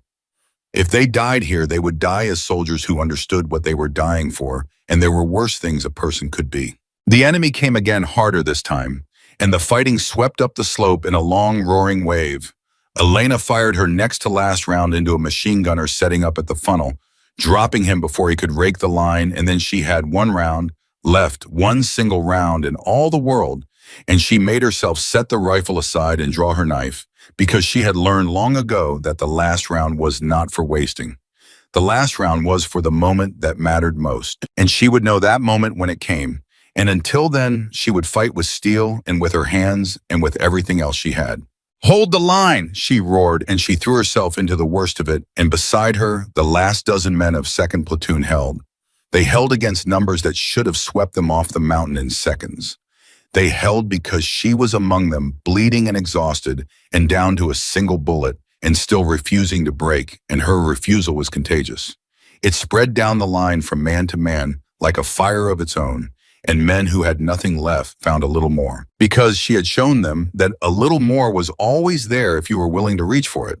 Tommy would have been proud of them, Elena thought in some distant corner of her mind that was not occupied with staying alive. Tommy, who was somewhere over the peaks by now, somewhere safe, somewhere on his way home to a 9-year-old girl named Katie. That thought was worth something. Whatever happened up here in the next hour, that thought was worth every drop of blood it had cost. 15 men were going home. Tommy was going home. The math had said they could not win, and maybe the math was right, but the math had never accounted for the 15 men on that helicopter, and those 15 men were a victory that nothing the enemy did now could ever take away. The wave broke against the granite and fell back, and there was another ragged pause, and Elena used it the way she used every pause moving down the line, checking her men, and what she found was worse than before, but not yet hopeless. A few more down. Ammunition almost gone entirely now, a handful of rounds spread across the whole line. Her own single bullet.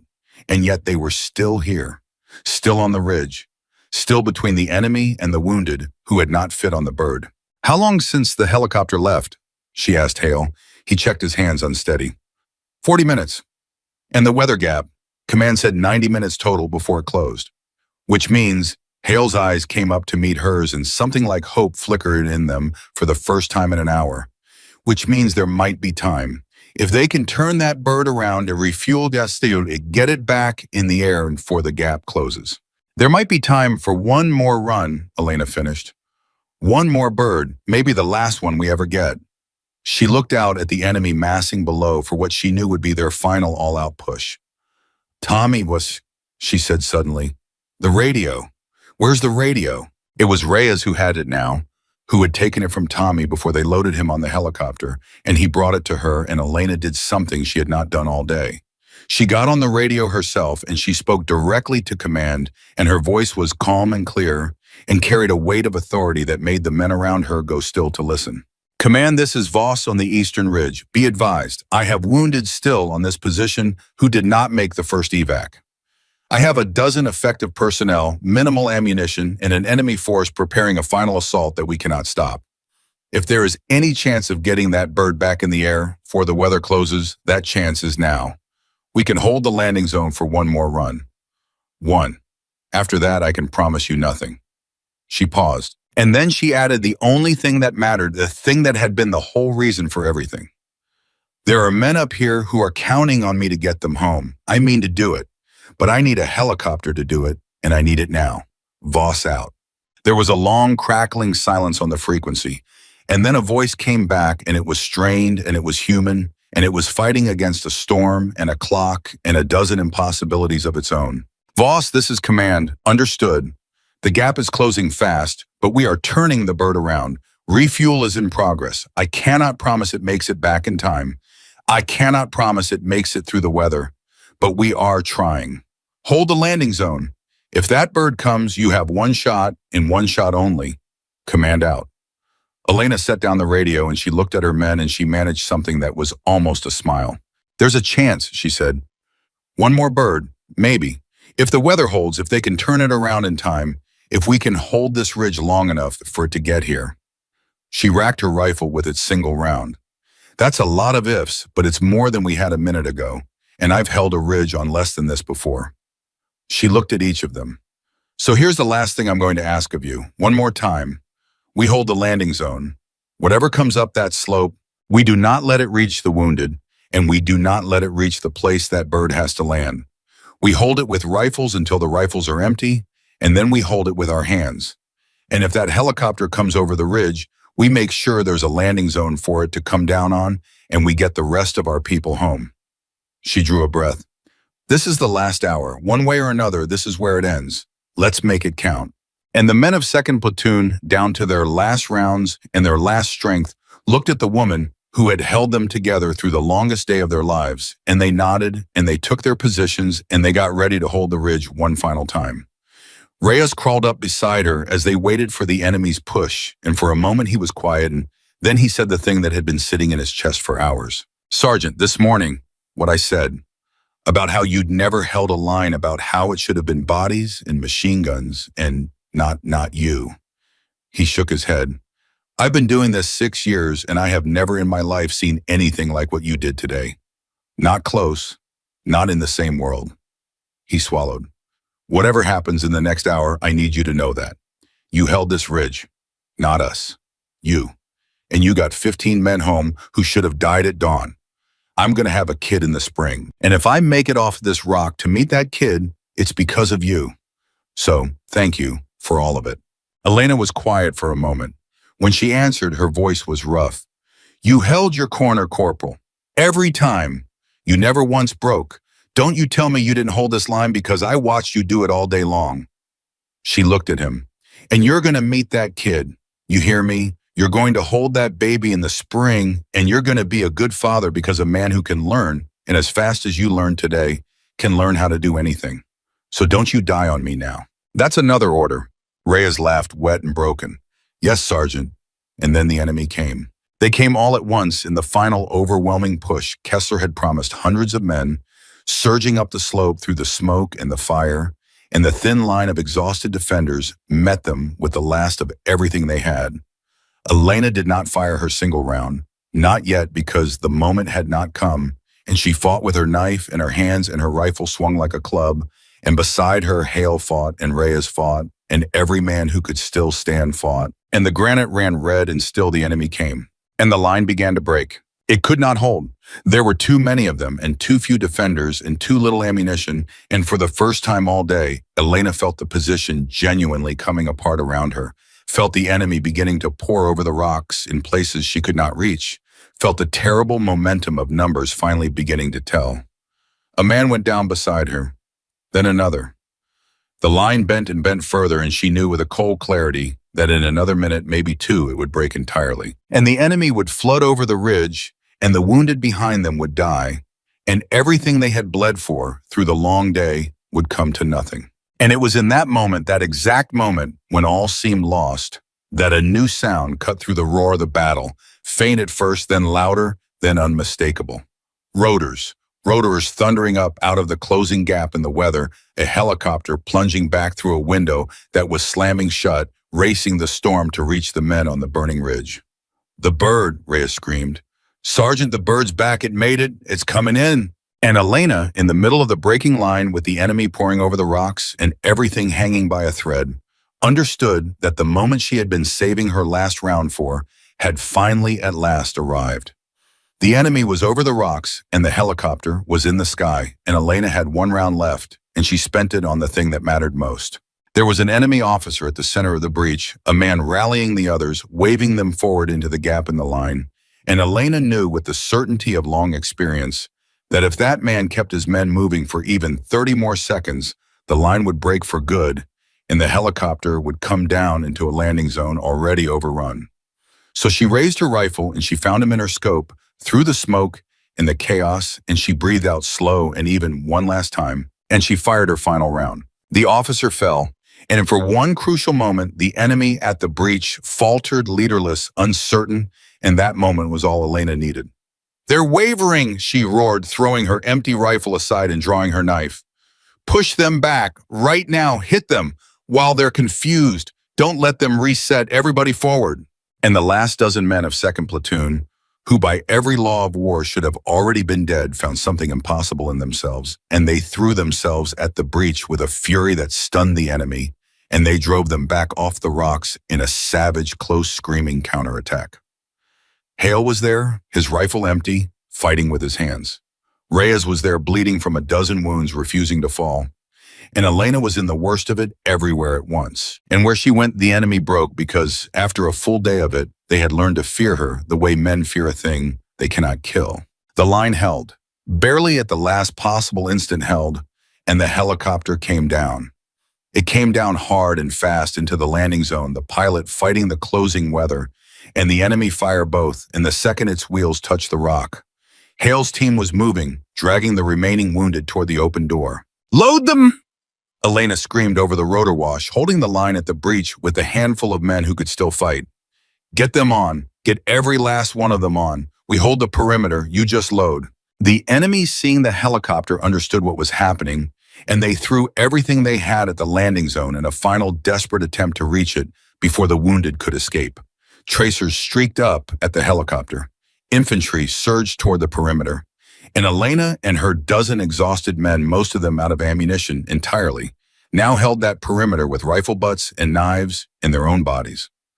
Buying seconds, buying breaths, buying the time the wounded needed to reach the door. One wounded man in, 2, 5. Elena took a blow that knocked her to the ground and she came back up.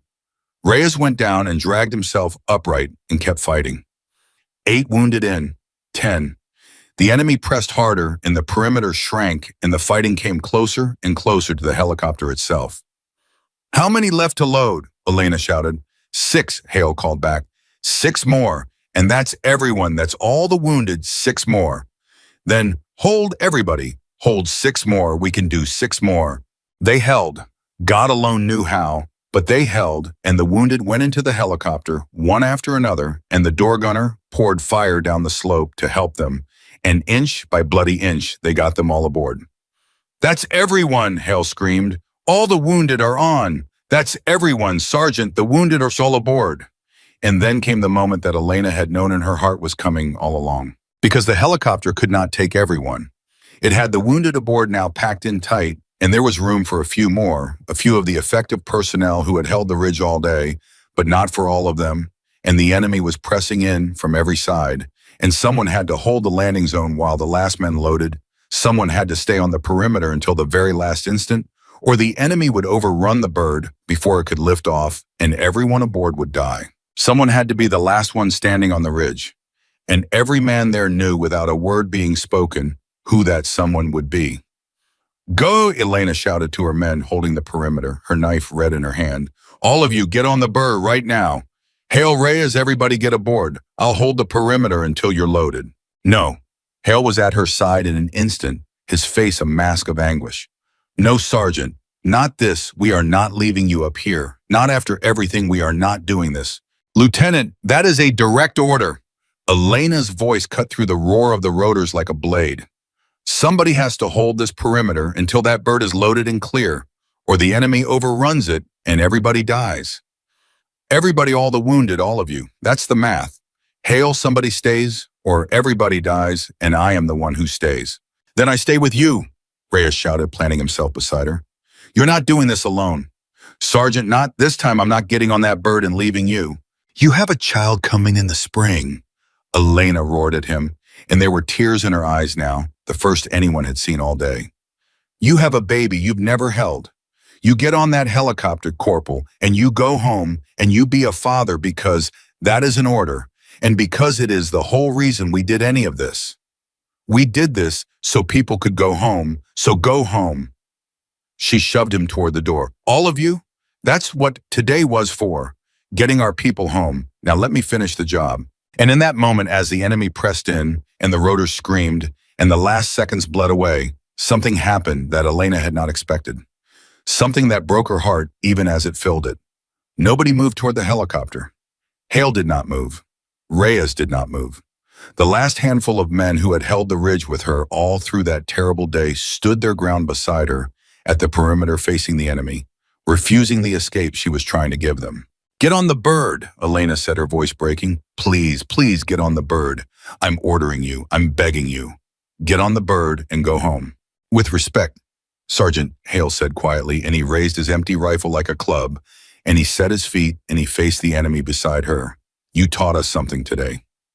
You taught us that you don't leave your people, that some positions aren't held by numbers or by guns. They're held by the ones who won't walk away.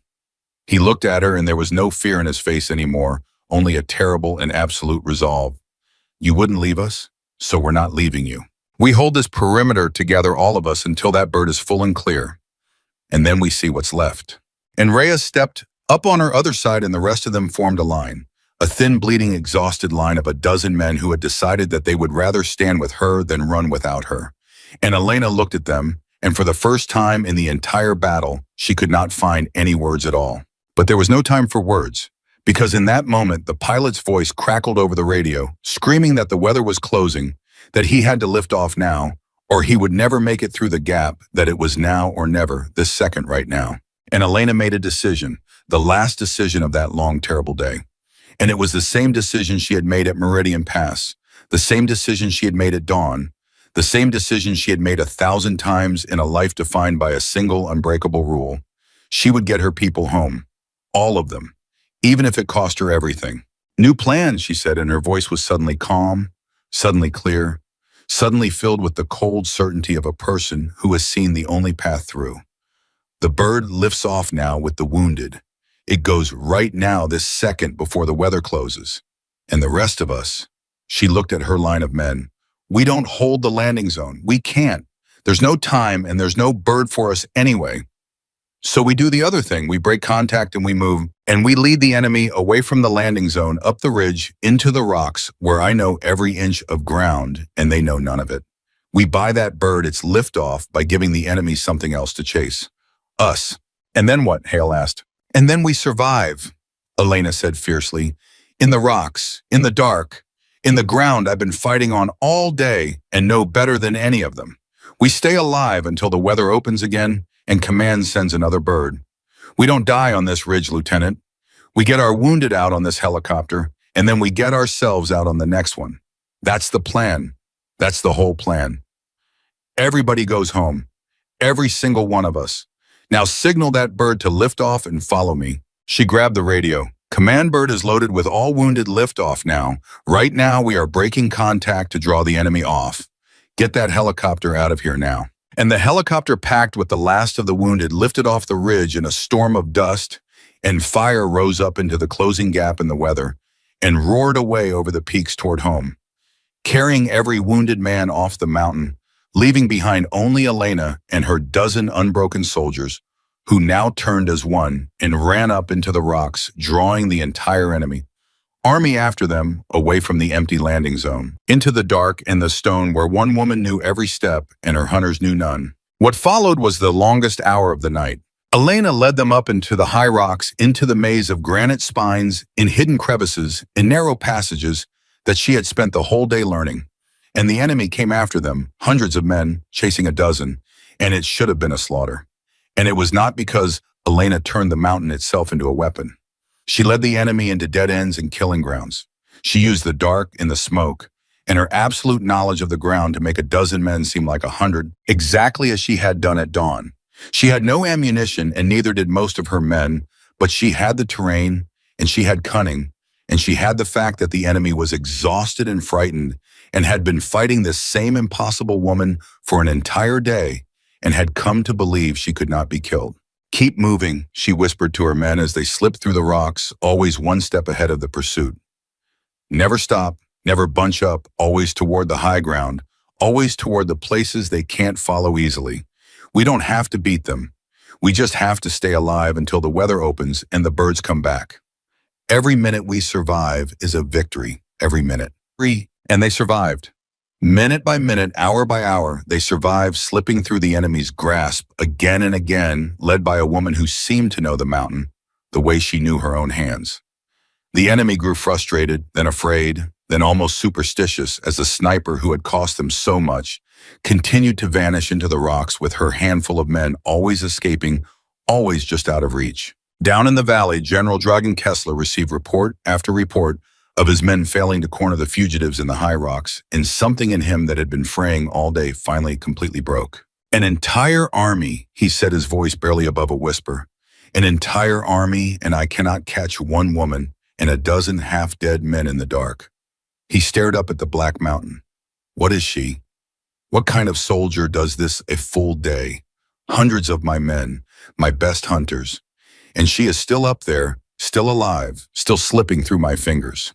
He turned to his officers and his face was hollow-haunted. Do you understand what has happened here today? Do you understand what she has done? She was sent to hold that ridge with a handful of soldiers, and she has held it for an entire day against everything I could throw at her, and she has evacuated every single one of her wounded, everyone, right out from under us. And now, with no ammunition, with nothing left, she is still fighting, still winning, still refusing to break. He shook his head slowly. I came up here to break one woman, and instead she has broken my army. Sir, an officer said carefully, the weather, it's opening again. There's another gap coming, and our reconnaissance reports, he hesitated. They report aircraft, multiple aircraft, inbound, a full evacuation and reinforcement package. If we don't take that ridge in the next hour, sir, we won't take it at all. And our own losses, sir, the men are on the edge of breaking. Another hour of chasing ghosts in those rocks, and I'm not sure they'll follow orders anymore. Kessler was silent for a long moment, and then slowly the fury drained out of him, and what was left behind was something worse, something like defeat. They're breaking, he said quietly. My own men are breaking because of her. He looked up at the mountain one final time at the place where a single sniper had held against everything he could throw at her and had won. Sound the withdrawal, he said. His officers stared at him. You heard me. Sound the withdrawal. Pull them back. All of them. Off the mountain. His voice was hollow. We are done here. We have spent a day and hundreds of men and every advantage we possessed on a single ridge, and we have nothing to show for it but a shattered army and the knowledge that we were beaten by one woman who refused to leave her wounded. It's over. Get our men off that mountain before she kills any more of them. And before those aircraft arrive. He turned away. We're finished. She won. God help me, she won. And up in the high rocks, as the first gray hint of dawn crept over the peaks, Elena and her exhausted men heard at the sound of the enemy withdrawing. Not regrouping, not repositioning. Withdrawing. The unmistakable sound of an army giving up and going home. Reyes heard it first and he could not believe it. Sergeant, listen, they're pulling back. They're actually pulling back. They're withdrawing, Elena said softly, listening, hardly daring to believe it herself. They're leaving the mountain. We won? Tommy would have said if Tommy had been there, but Tommy was safe at home, and so it was Hale who said it in a voice thick with disbelief and exhaustion and something that was almost grief. We won, Sergeant. We actually held it. We held the ridge. And then over the peaks cutting through the clearing came the sound they had been waiting for all through the long night. Rotors, not one helicopter this time, but many. A full flight of them plunging through the opening weather, coming for the men on the mountain at last.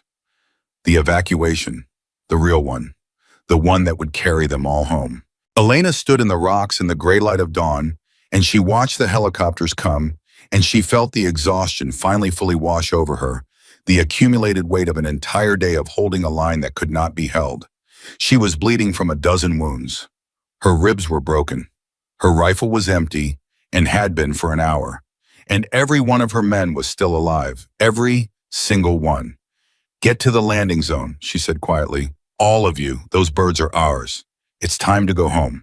And as her men began to move down out of the rocks toward the incoming helicopters, some of them weeping, some of them laughing, all of them barely able to believe they had survived.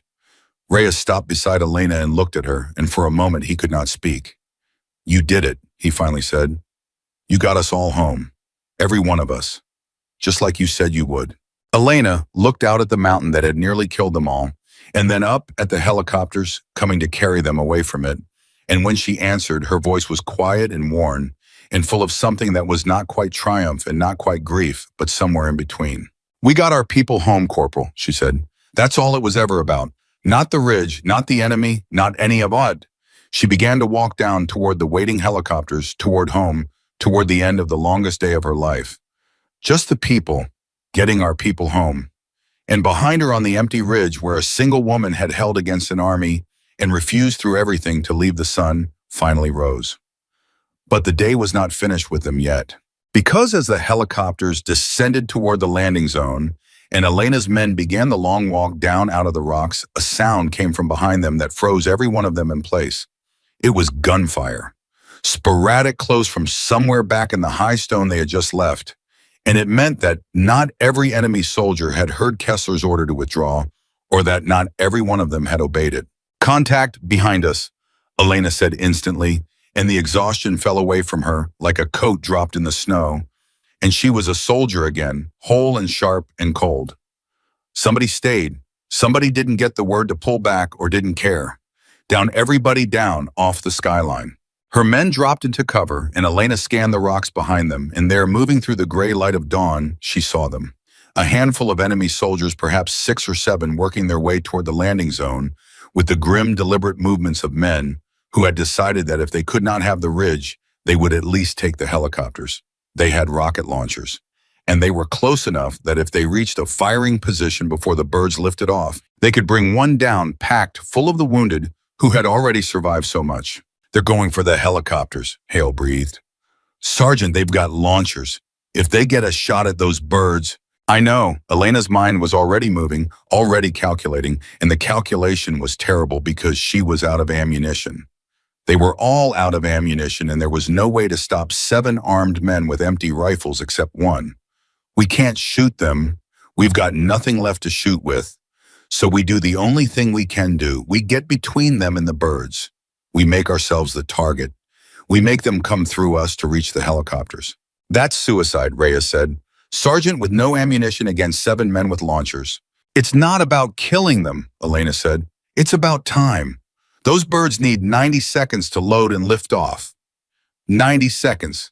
If we can make those 7 men spend 90 seconds dealing with us instead of shooting at the helicopters, then every wounded man on those birds goes home. That's the trade. Our 90 seconds for all their lives." She looked at her men, and she did not order them this time, because she had learned that morning that they would not obey an order to save themselves at her expense. Instead, she simply told them the truth.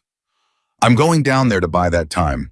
I'd rather do it with you than without you, but I'm doing it either way. So you decide." And they decided the way they had decided every time that day. They went with her. What happened in the next 90 seconds became the part of the story that Elena would never tell anyone, not because it was shameful, but because there were no words for it. A dozen men with empty weapons throwing themselves between an enemy and a helicopter full of the wounded, fighting with rocks and rifle butts and their bare hands, doing everything humanly possible to keep 7 armed men from getting a clear shot at the birds. Elena took a rocket team out with nothing but a thrown stone and her knife and the last of her strength. Reyes tackled a man about to fire, and they went down the slope together in a tangle of limbs and fury.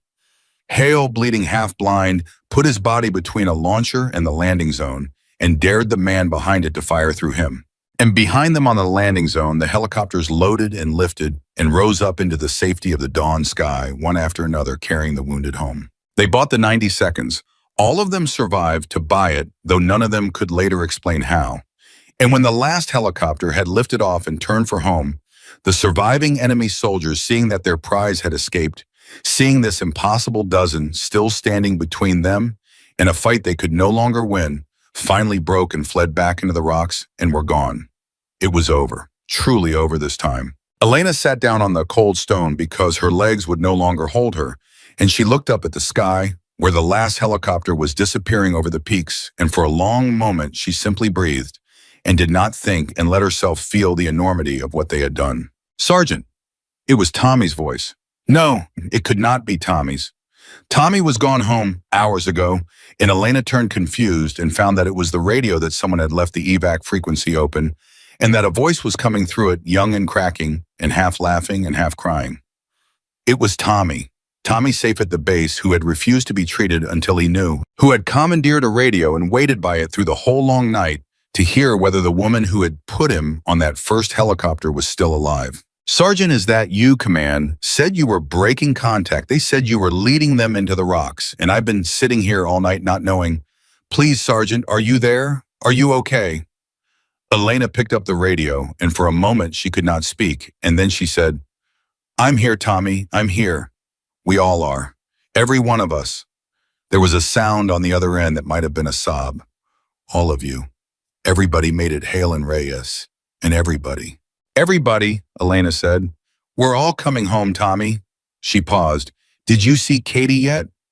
Not yet, Tommy said. They wanted to treat me first, but I wouldn't let them until I knew about you. His voice steadied. I'm going to go call her now. I'm going to tell her. He stopped. I'm going to tell her what you said, that her brother's a soldier who held a mountain. You tell her, Elena said softly. And Tommy, you did hold it. Don't you ever let anybody tell you different. You held it right up until the second you got on that bird, and then you carried all of us home with you just like I asked. You did your job. The most important job there was, now go call your sister.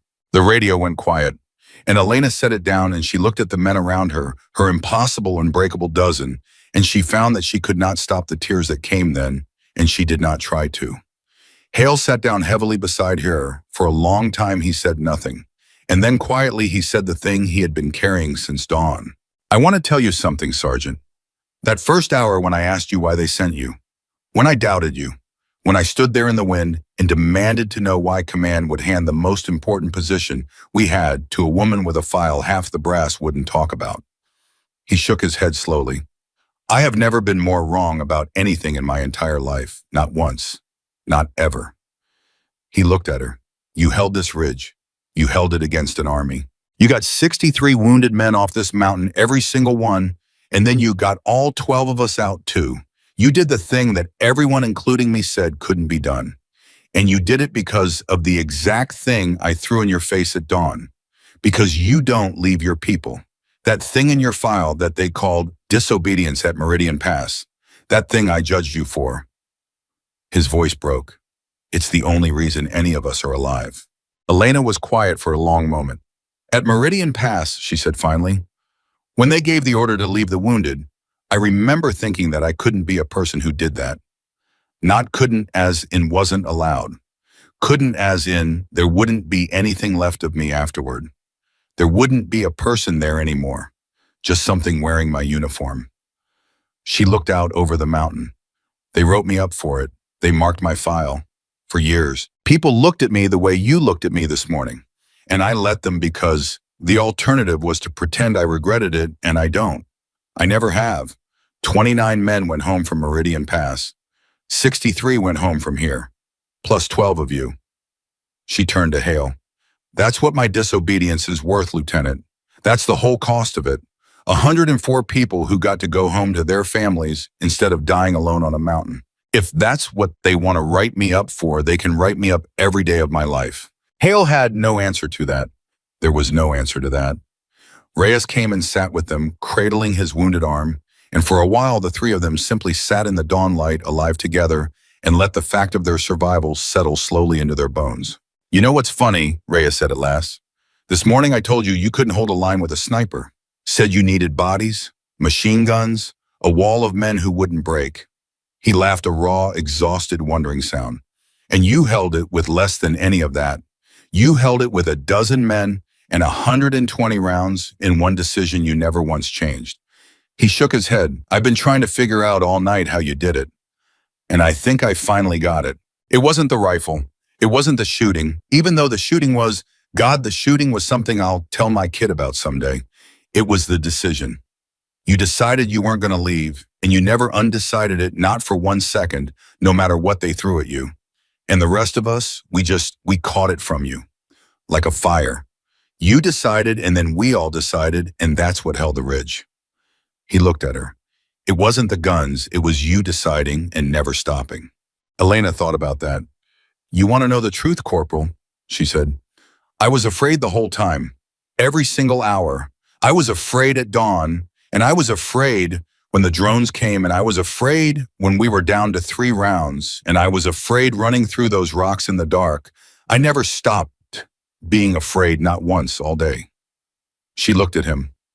The decision was never about not being afraid. It was about not letting the fear make the decision for me. That's all courage ever is.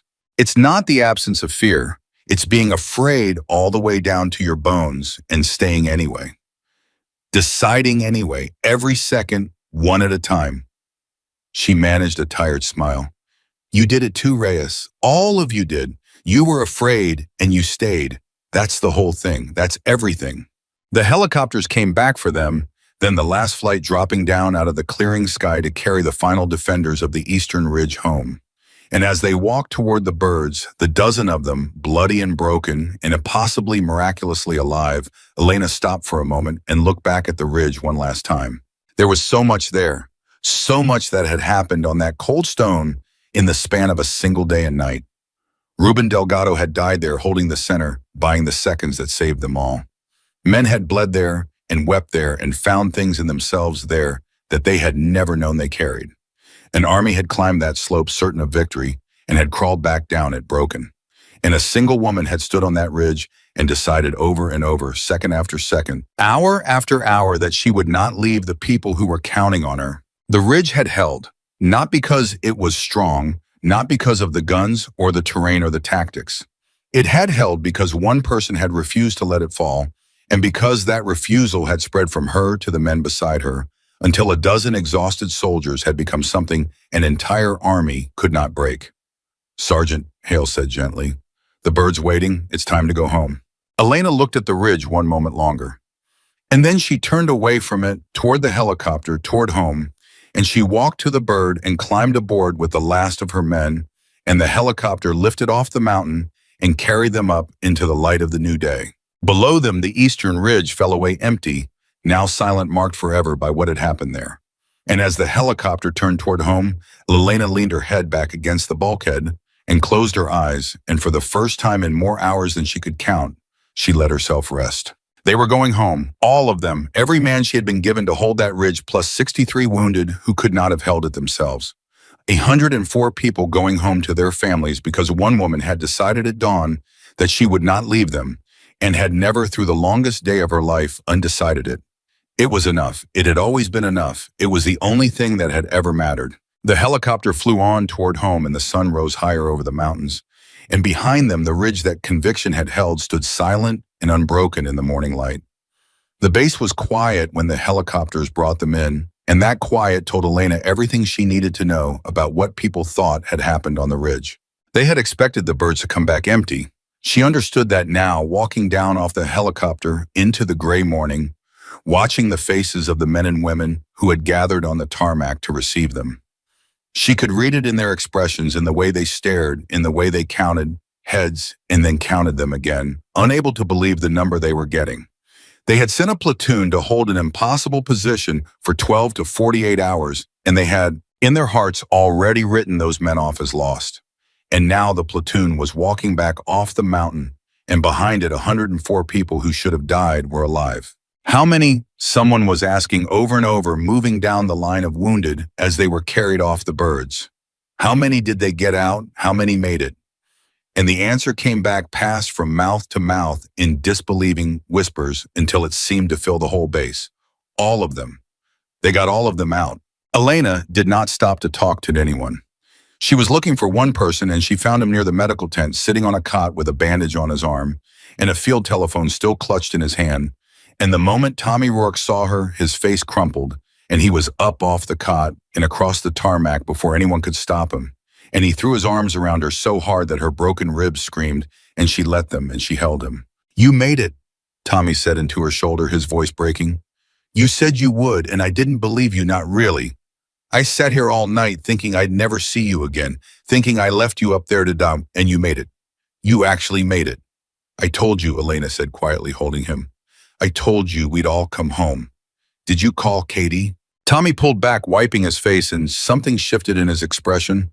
Something young and raw and full of a joy so large it could barely fit inside him. "I called her," he said. "I told her everything. I told her what you said about her brother holding a mountain." He laughed, wet and shaking. "So, you know what she said? She said, 'Is the lady who saved you going to be okay?' She's 9 years old, and the first thing she asked about was you." He looked at Elena. "So I need you to be okay. Because my little sister is worried about you, and I can't tell her you're not okay. I just can't." Elena felt something break loose in her chest, something she had been holding tight all through the long day and night. "Tell Katie," she said, and her voice was not entirely steady, "that the lady is going to be just fine. Tell her thank you for worrying, and tell her that her brother is the bravest man I ever fought beside." She squeezed his good shoulder. "Because that's the truth, Tommy. You held that ridge as long as any of us. And then you went home to be there for your sister, which is the hardest and most important thing any soldier ever does. Don't you ever forget that." But there was something Tommy needed to say, something that had been sitting in his chest all night, and he could not leave it unsaid. "When you put me on that first helicopter," he said, "when you told me Katie needed her brother, I fought you. I said it wasn't fair that you couldn't send me home and stay up there yourself." He looked at her with an expression far older than his years. "I understand now why you did it. You weren't sending me away because I couldn't handle it. You were sending me home because that's what the whole thing was for. You didn't put me on that bird to get rid of me. You put me on it because I was the mission. All of us were. Getting us home was the whole mission." He swallowed. "I'm going to spend the rest of my life trying to be worth it." "You already are," Elena said. "You were worth it before you ever got on that bird. That's the part you have to understand, Tommy. You didn't have to earn it. Nobody did. You were worth saving because you were one of ours, and that was always enough. That's the only thing that was ever enough." The days that followed were strange ones for Elena. She had spent years being a woman with a file, a name people did not say out loud, a soldier whose greatest act of courage had been written up as her greatest failure. She had grown used to the sidelong looks, the whispers, the careful distance people kept from someone they believed to be trouble. She had made her peace with it, or something like peace, because she had known in her own heart what she had done at Meridian Pass and why, and she had decided long ago that her own knowledge of the truth would have to be enough, because it was all she was ever likely to have. But the ridge changed that. The ridge changed everything. The story got out the way such stories always do, spreading from the survivors to their families, to the wider world, and it grew in the telling. Though the strangest part was that it did not need to grow because the truth was already almost too large to believe. A single sniper, one position, a day and a night against an army, 104 people brought home who should have died. The enemy, when their own accounts eventually surfaced, describing a ridge they believed had been held by dozens of coordinated shooters, an entire specialized defensive force refusing even in defeat to accept that they had been broken by one woman and a handful of exhausted soldiers. Command called her in. She expected out of long habit to be questioned, to be doubted, to have to defend her decisions the way she had always had to defend them. Instead, she walked into a room full of senior officers who stood up when she entered, and she did not know what to do with that because no one had ever stood up for her before. "Sergeant Voss," the commanding general said. He was an old man, hard-faced, not given to displays of feeling. "I've read the after-action reports, all of them. Yours, Lieutenant Hale's, the accounts from every survivor, and I've read the enemy intelligence we've since recovered." He was quiet for a moment. "In 40 years of service, I have never read anything like it. Not once." Elena said nothing. She had learned that silence was safest in rooms like this one. "There's a matter I want to address directly," the general went on, "because I suspect it's been sitting in the back of your mind since the moment those helicopters brought you home. Meridian Pass." Elena's jaw tightened just slightly. "Yes, sir. You were written up for disobeying an order to withdraw. That mark has been in your file for years. It has, I have no doubt, shaped how a great many people have treated you and how a great many opportunities have or have not come your way." The general leaned forward.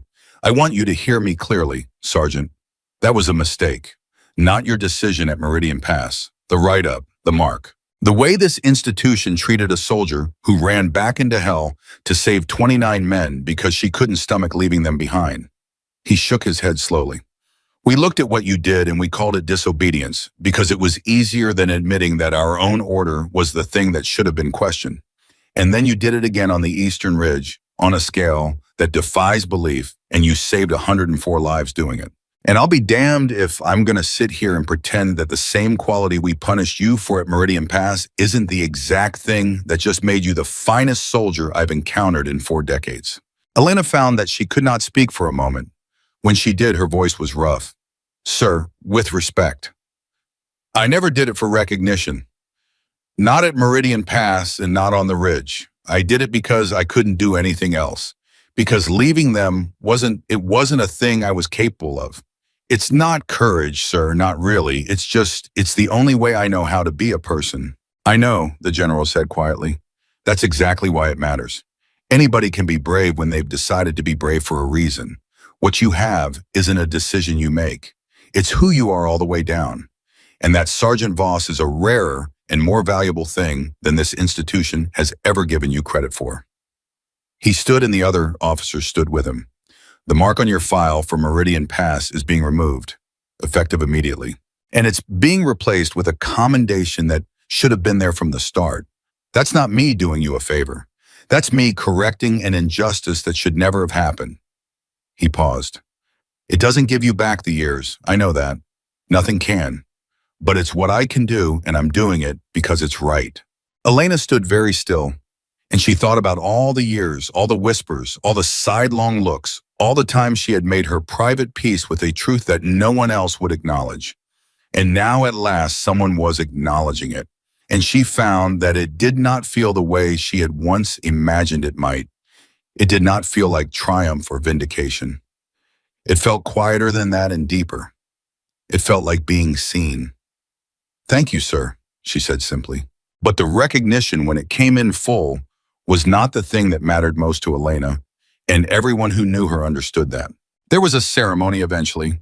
There were medals and speeches and a great deal of attention that Elena bore with a quiet patience that never quite became comfort. She stood at attention while words were said about her, and she accepted what was pinned to her chest.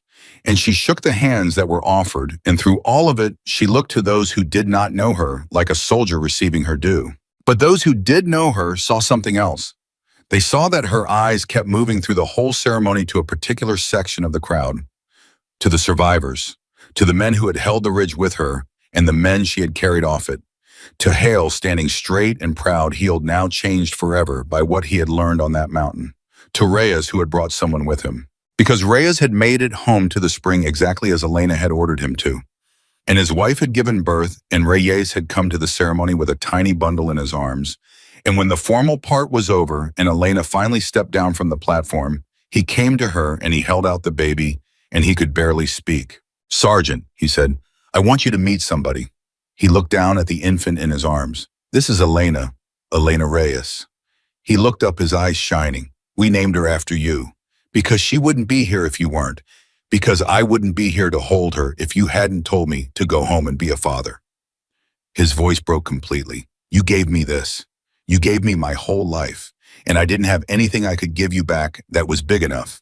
So we gave her your name, so that as long as she lives, there's a piece of you in the world out here, in the light being carried forward.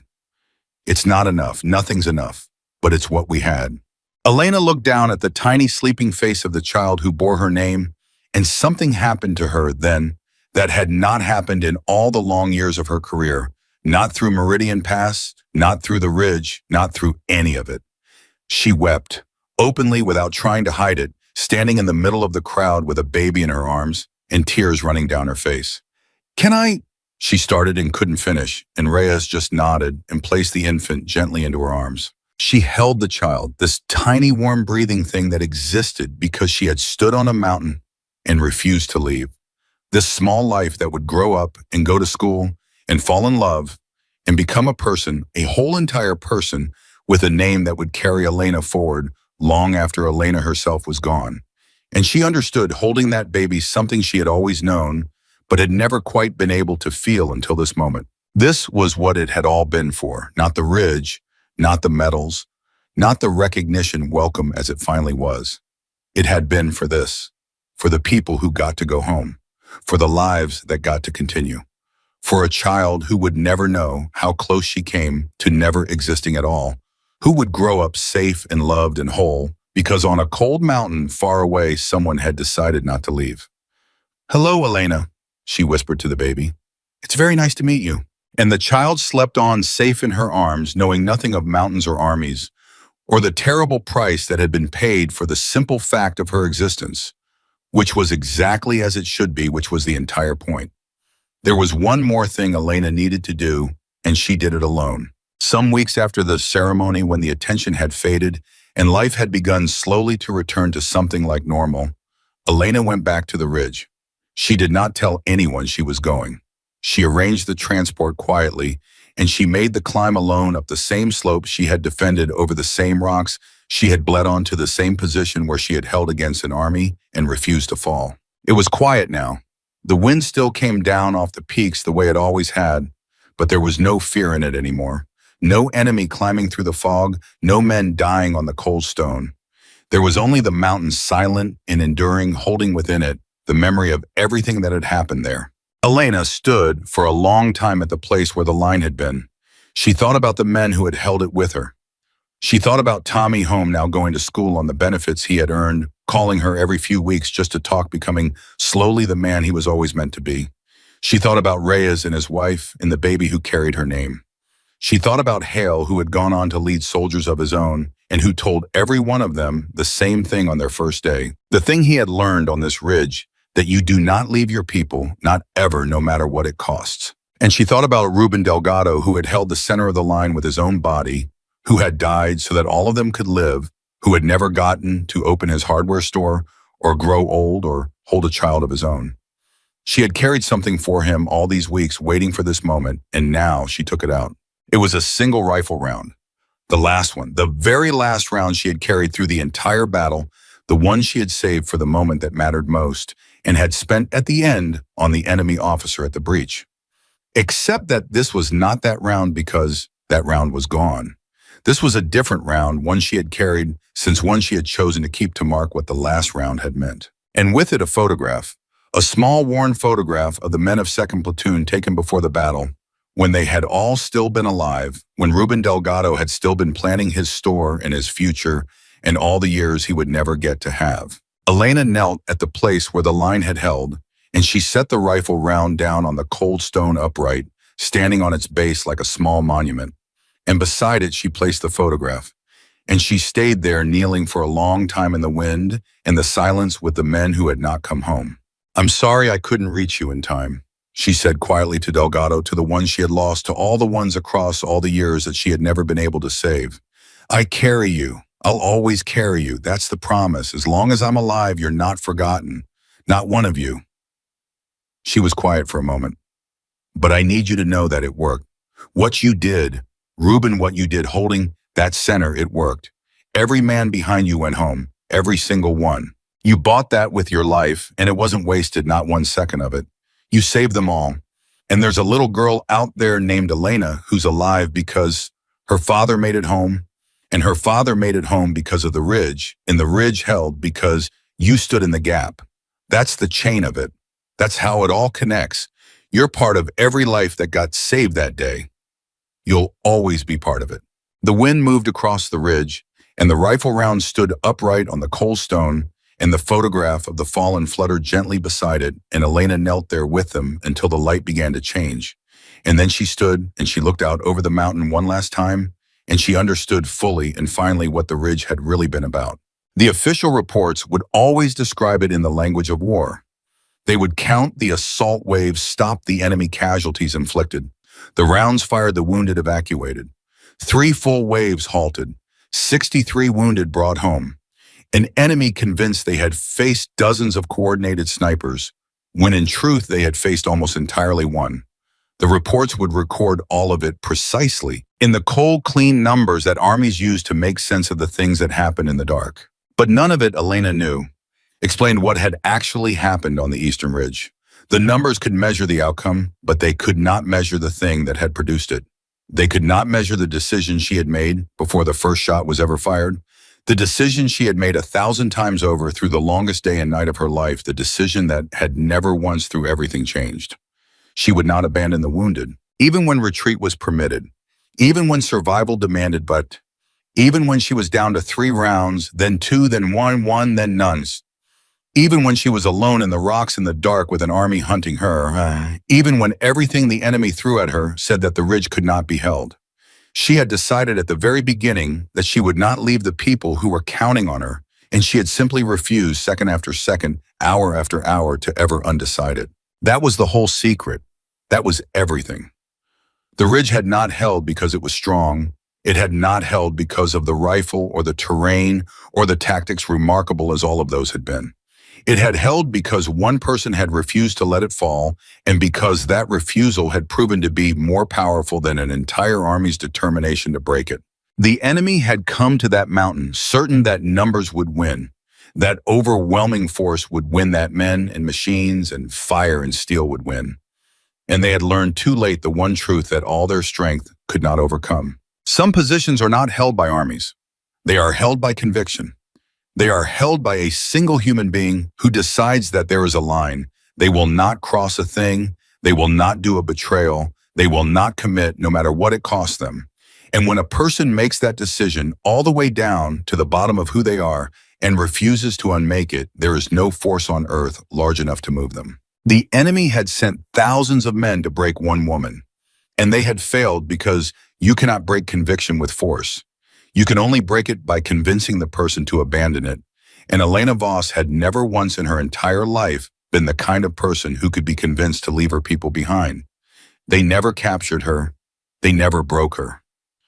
In the end, they only learned too late the single truth that had been waiting for them on that ridge all along. She stood at the top of the mountain in the fading light, one woman where an army had failed, and she looked out at the world that 104 people were still alive to live in, and she knew that whatever else her life had been, or would ever be, it had counted for that.